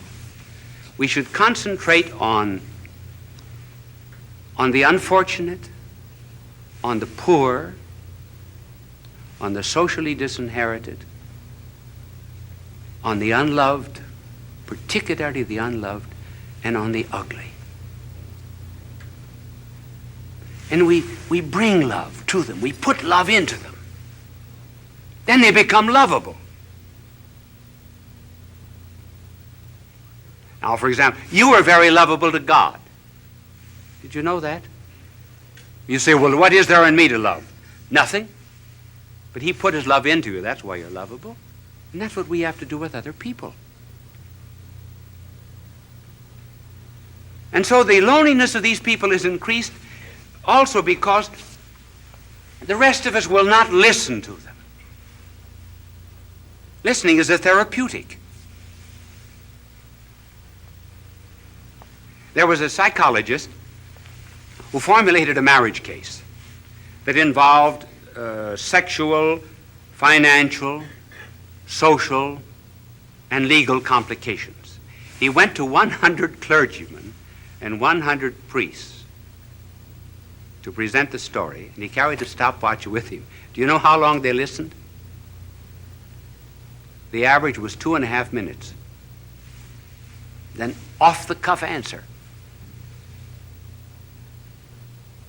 They refused to listen.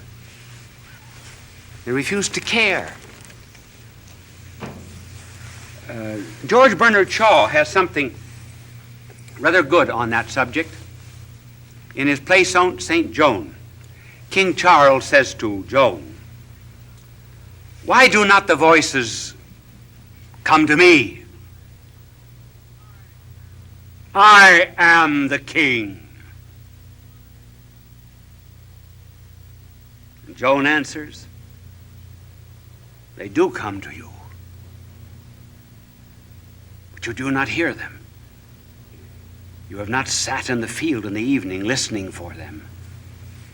If you prayed from the bottom of your heart and listened to the thrilling of the bells and the trilling of them after they had stopped ringing, you would hear the voices, just as I do." In other words, listening is a therapeutic, a cure for lonely people. We do the same thing with our prayers. We wouldn't do to a doctor what we do to God. Would we go into a doctor and mumble off all of our symptoms and then say, "Bye, doctor"? Not listen. So listening on our part, refusal to listen, is one of the causes that intensifies this forsakenness. Now, what is a cure? Well, there are several cures, and we will just have time to mention one that is very important, namely caring for other people. When we're lonely, go out and serve. Then loneliness goes out through our fingertips. Our heart opens.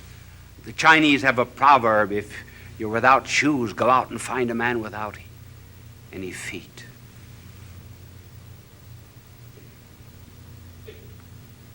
Caring for others.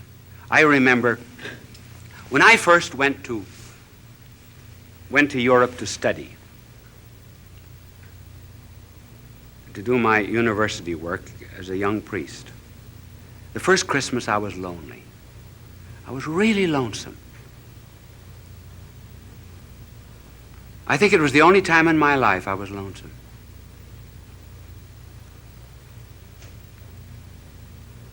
What would I do? So I went to someone in the city of Louvain and asked for a list of the worthy poor. And I went to this particular alley. It was the wrong address, actually. I got into Rat Alley. And when the door opened, there, earthen floor, was a blind father at a stove. 10 children barefooted around the stove. A ladder leading up to the second floor. One bed upstairs, bed downstairs. The children slept crosswise. I asked the family what they had. This was Christmas Eve, what they had for dinner, and she opened a bag of straw. Children had no sabots, no wooden shoes. I took care of them for 4 years while I was studying at the university. Got them jobs, rehabilitated them. I felt at times perhaps they were drawing on me. But do you know that the day that I went up for my examination as a professor at that university, I went in at 9 o'clock to face 200 professors. I saw the whole family coming down the street. I asked them where they had been. They said, for the last 2 days, we've been at a shrine praying for you that you would pass the examination. We walked all the way back. I was never lonesome again. That's the cure. Helping the neighbor. But here's something to remember, too.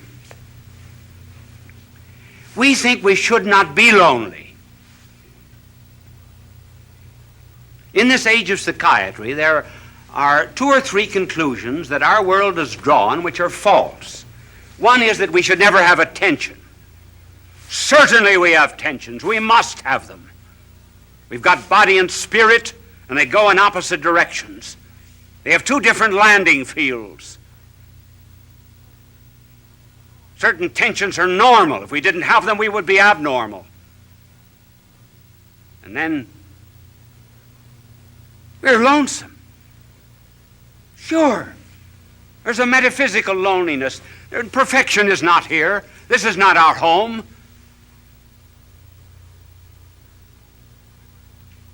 I've got something that I want in my heart that nothing on this earth can satisfy, and nothing can satisfy you either.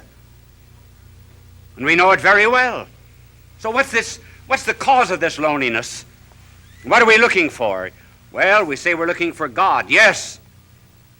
But then I know what you will answer. What does God know about loneliness? Now that's a good question. That's a good question. What does he know about loneliness? Does he know anything about the loneliness, for example, of a babe in Afghanistan who has no better home than just straw? Does God know anything about the loneliness of a mother who has to gather up a child in order to escape a dictator and fly halfway across Africa?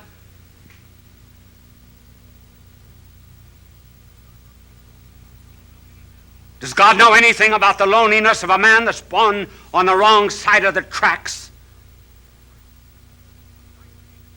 Who's isolated socially from people simply because his hands are calloused with common labor and is denied decent society? Sure, does God know anything about that kind of loneliness, for example, in which one is expelled from a city, disowned by one's own people? Does he know anything about the loneliness of being deserted by friends? Does he even know anything about the loneliness of feeling doubts even about religion, doubts even which one cries out, "Why hast thou abandoned me?" Does God know anything about these things? Yes, those are good questions.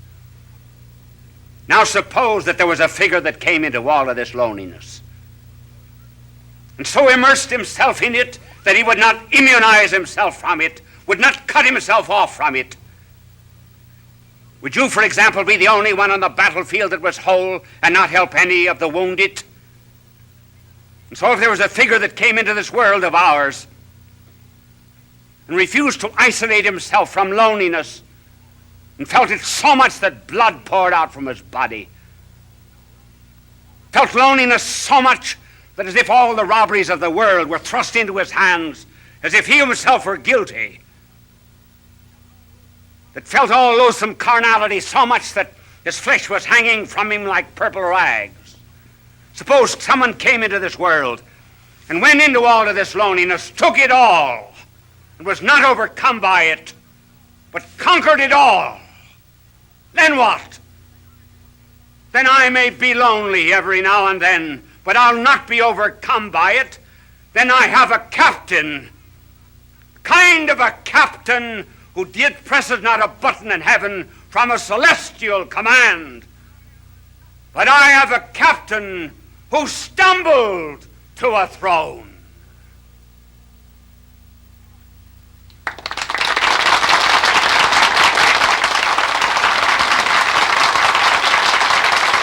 Bishop Sheen will return in a moment. Did that telecast seem a little short to you? Actually, I was just informed that we were 1 minute short. Now, I have a clock before me over there, and I keep my eyes on it. But this clock here was right. I finished 3 seconds before the time. But up in the control room, that celestial command that I just talked about, they figured it wrong by 1 minute. So they asked me if I could, instead of coming out for a very brief closing, come on and talk to you for 1.5 minutes. Now, you are put to the test. If that telecast seemed very short, you are enjoying it. We would say time passed like anything. If you were not enjoying it, it seemed very, very long. As a matter of fact, this 1.5 minutes will seem interminable to you. Now, I want to tell you, my good people, that I have to leave you now. Are you a bit lonely? I am. I'm lonely too. Bye now, and God love you. Fulton J. Sheen is indeed a man for all seasons. He walked a paced beat, allowing us to glimpse his nature and ponder its worth and to enjoy its presence. Bishop Sheen authored over 90 books. He broadcast countless radio and television programs and ministered in many parts of the world to people of every belief. As he said many times, it is not a unity of religion we plead for, but a unity of religious people. We may not be able to meet in the same pew, but we can meet on our knees. The bishop wrote 94 books, recorded countless radio shows, and appeared on hundreds of network and syndicated television programs. His legacy is a treasure of joy that transcends time and helps us to believe that truly life is worth living.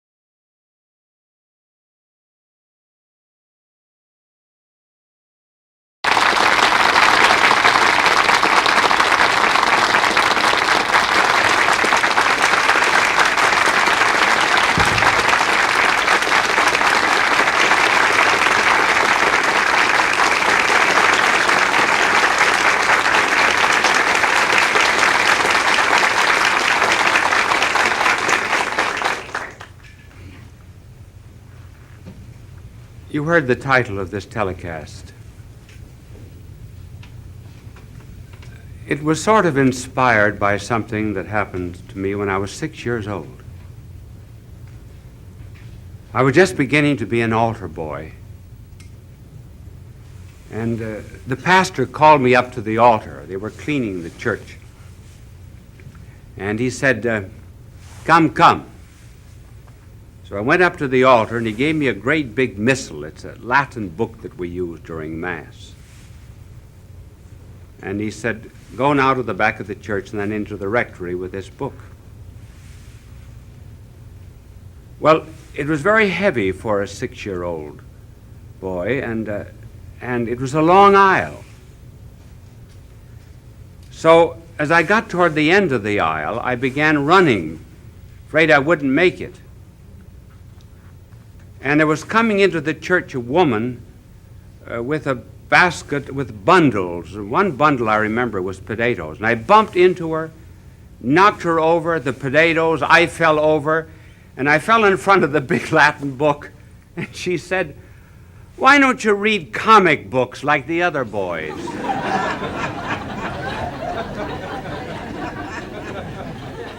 Well, that was my introduction to Come, Come, Go, Go. You could never guess what it's about.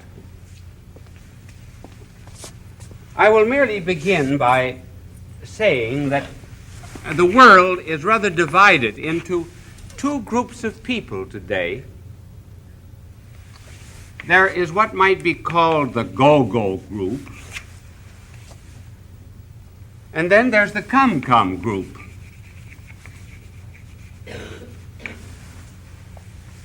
The go-go group is the new breed. The come-come is the old breed. The go-go demand that we go into the world. We live in a secular universe. We must serve it. Come group is come apart. Get away from the world. It's wicked. Go-go's God is dead. The world is wicked and evil. This is the group that believes in the pendulum without the clock. And this is the clock without the pendulum. This is the flowing waters without a bed to the river. This is the bed with no waters in it. It would be wonderful if we could ever get the two groups together. And they should be together. Because when we go back to the life of our blessed Lord, we find that the first words of his public life were, come. Come to me. And the last words of his public life were go. Go into the world. Come first to get an idea, strength, inspiration, motivation. Then action, dynamism, fluidity, serving the secular world. This is the way the two should be kept together. When they are kept together, what do you find? I think you get modern saints. I'm going to talk about modern saints. Not plaster saints. Not canonized saints. Saints that are uncanonized, but rather those whom the world, not whom religion, those whom the world regards as saints. And their common characteristic is this. It's a phrase from Thomas Aquinas. Contemplata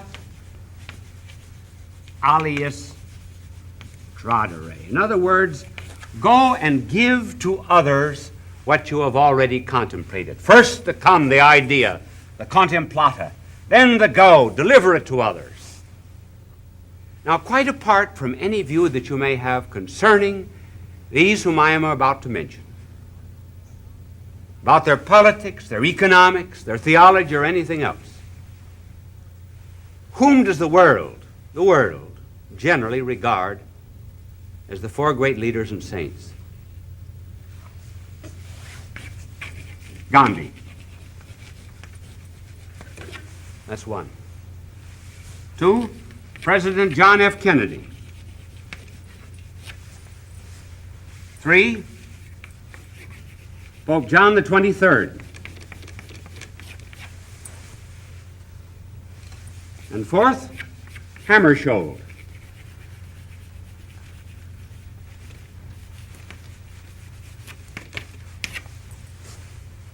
Formerly of the United Nations. Each had a great idea. Each first came. They got some contemplata. For Gandhi, what was it? Nonviolence to others, but violence to self. For Kennedy, what was the great hidden idea and inspiration? We're going to call it the occult cross.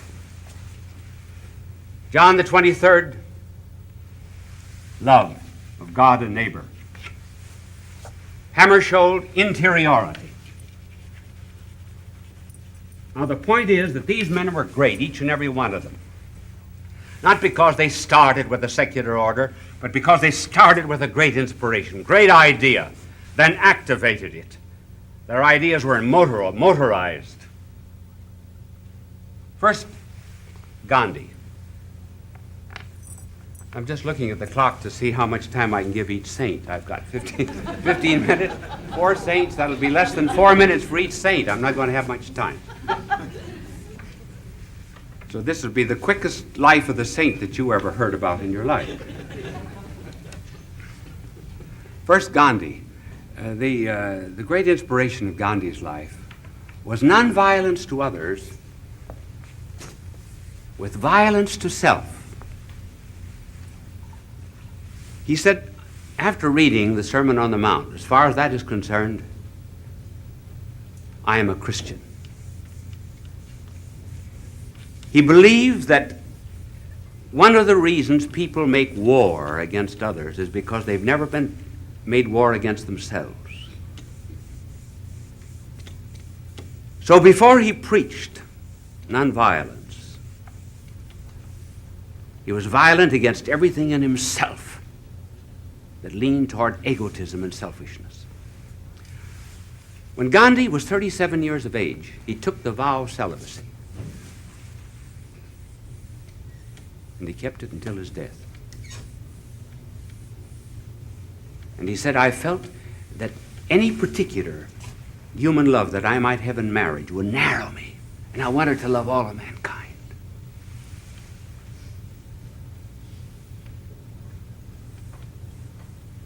And then another form of violence, fasting. Gandhi wrote better about fasting than I think any man in our contemporary world. He related prayer and fasting. Prayer, he said, attaches us to God, but fasting detaches us from creatures. And then he gave a new concept to fasting. He said, fasting has great influence on those whom we love. Whom we love. He said it will not have a great effect on tyrants, but it will on others. He wanted, first of all, by his fasting, to share in the hunger and the misery of his own people. And the only way that he could do this was by feeling within himself the gnawing pangs of hunger. And after he had conquered himself, then he began preaching nonviolence to others. And for what reason? For the sake of freeing the untouchables. Those people of India that were ignored. One was not even to touch them. And he fasted to free them. And that Gandhi did. So his great contemplata was this idea from the Sermon on the Mount. Crush the ego, and then you'll begin to have influence on society. So it's first the come, come, then the go, go. And then the second, President Kennedy. You know, I read 5 or 6 books on President Kennedy, and none of them seemed to strive to catch the soul. What was it? The books that you read are only succession of events. It's very much like describing a violin solo by dragging the hair of a dead horse over the entrails of a dead cat. The soul is gone. What was the contemplata? What was the great idea? I think it was the occult cross. Something that one did not speak about. He knew what it was, he knew it from his faith, but I'm not speaking just of that. He had hurt his back playing football at Harvard. Then on August the 2nd, 1943, when he was lieutenant commander of a PT boat in the Pacific, Japanese destroyer spotted them in the dark and cut the boat in two. One of the men were killed. In fact, all were announced later as dead. He was in the water 13 hours. But when that destroyer hit his PT boat, he was thrown flat on his back on the boat, and he said, "Now I know what it is to die." That back was a cross, occult. Came to know pain. Pain that wasn't to be spoken of. 2 operations. Twice given the last rites of the church. Campaigning, he would sometimes go to the entrance of a hall where he was to lecture with his crutches and then throw the crutches down in order that no one would know that he was in pain. This was something to be hidden. Now, what does pain do to make a man great? Well, pain is a purifier. We get learning out of books, but we get wisdom from suffering. Never go to consult a man who hasn't suffered in some way. Pain is like the tightening of the strings of a violin. Produces better melody.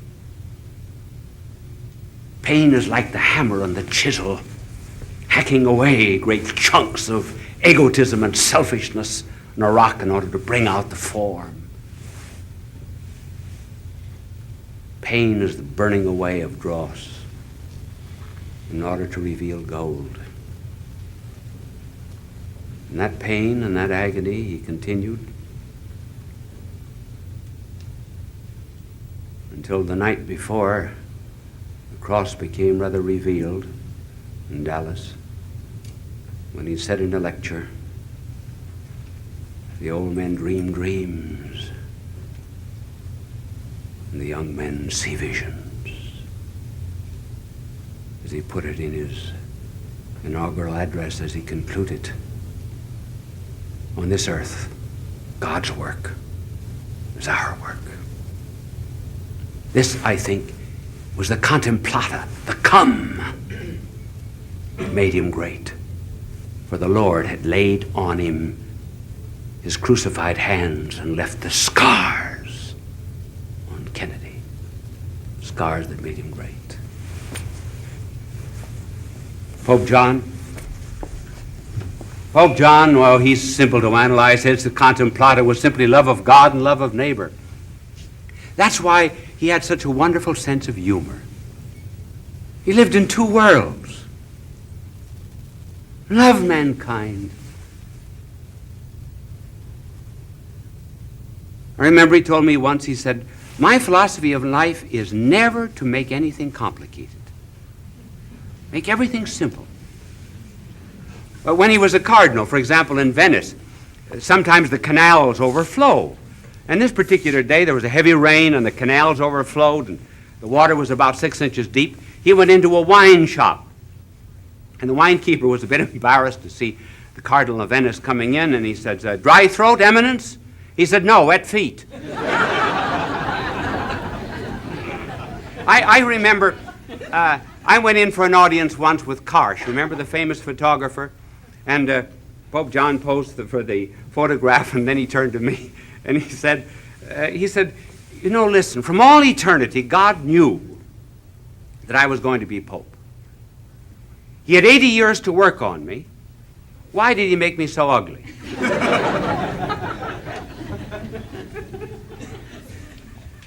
But this love of God translated itself into this beautiful dictum of his, namely, "I love all humanity, and that's why I can never feel harsh toward any man." That's why I think he was the one to call the council. So he opened the doors of the church and brought the church out into the world. Brought the world into himself. Those great big arms of his were almost like those great columns of Bernini, except that they were fleshy, and he could, in a certain sense, embrace all humanity. And this was the one who made men love one another. That was his contemplata. He first came. Come to me, all ye who labor and are burdened. He did. He came. Then he went. Yet because he had an idea. Not just an action that turns into busybodyism, as it always does when one lacks a master emotion. And then finally, perhaps the one who was least known of all, and one of the truly great men of our times. There was only one man, I suppose, who ever knew him.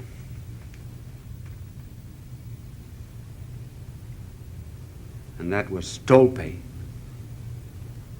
Sven Stolpe was the friend of his youth and his associate during life. Stolpe has done the best work that has been written on Hammarskjöld, called Dag Hammarskjöld, a spiritual portrait. It was only to Stolpe and to his diary that he ever committed his thoughts, called markings. He said, I had to have a fixed point. See, the contemplata, fixed point. He knew where he was going. He said, there was a day in my life when I said yes to someone. And what was his characteristic? It was interiority. An unseen spiritual existence that nobody knew about.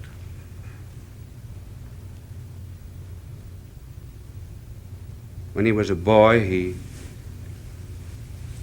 lived intimately with the sorrow of his father. His father was a political figure. He suffered unjustly,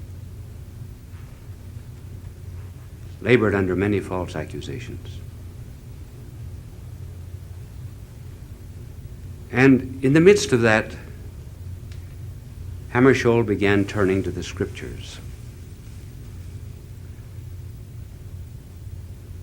and saw that that was the life of Christ,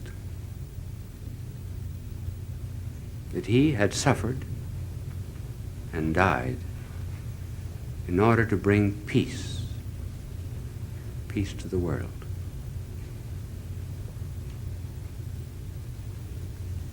So he began to think of how he could bring peace.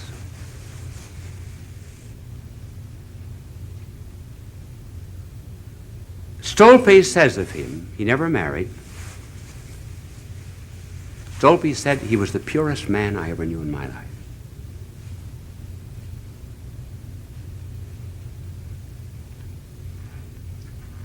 And he wrote 3 brief poetic lines about his chastity, in which he said,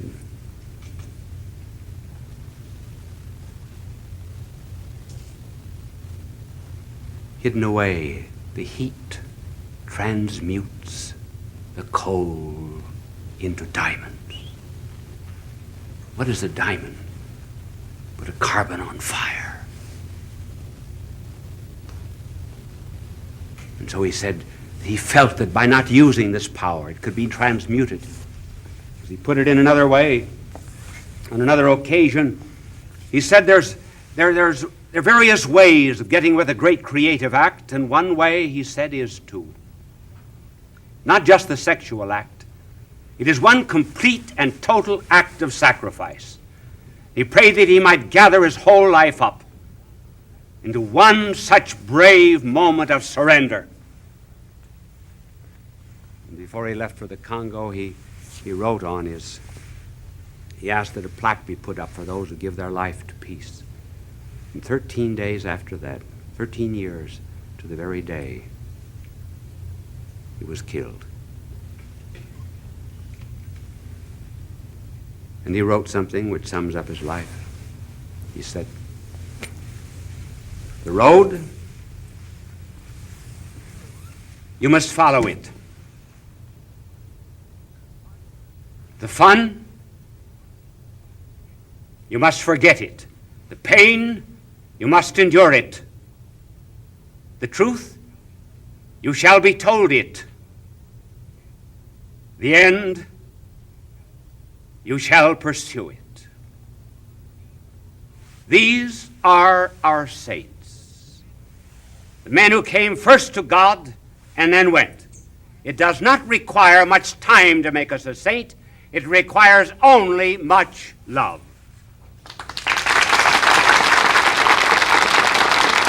Bishop Sheen was a pioneer in Christian broadcasting. He produced thousands of radio shows and appeared on countless television programs. When he received television's Emmy Award, Bishop Sheen said, "Thank God for a good season." Did you notice that there was no interruption during this entire program? Do you know the only man that hates to be interrupted in the middle of a sentence is a prisoner? And it happens that this is a program in which there's no interruption of a sentence either. Thanks for listening. Pay attention, therefore, to our sponsors. Bye now, and God love you.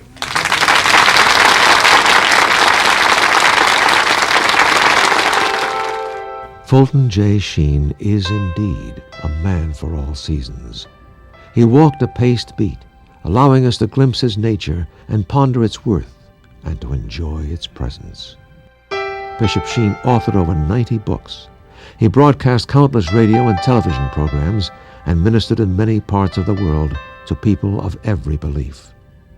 As he said many times, it is not a unity of religion we plead for, but a unity of religious people.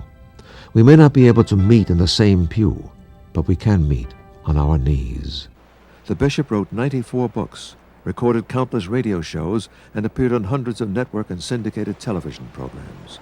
His legacy is a treasure of joy that transcends time and helps us to believe that truly life is worth living.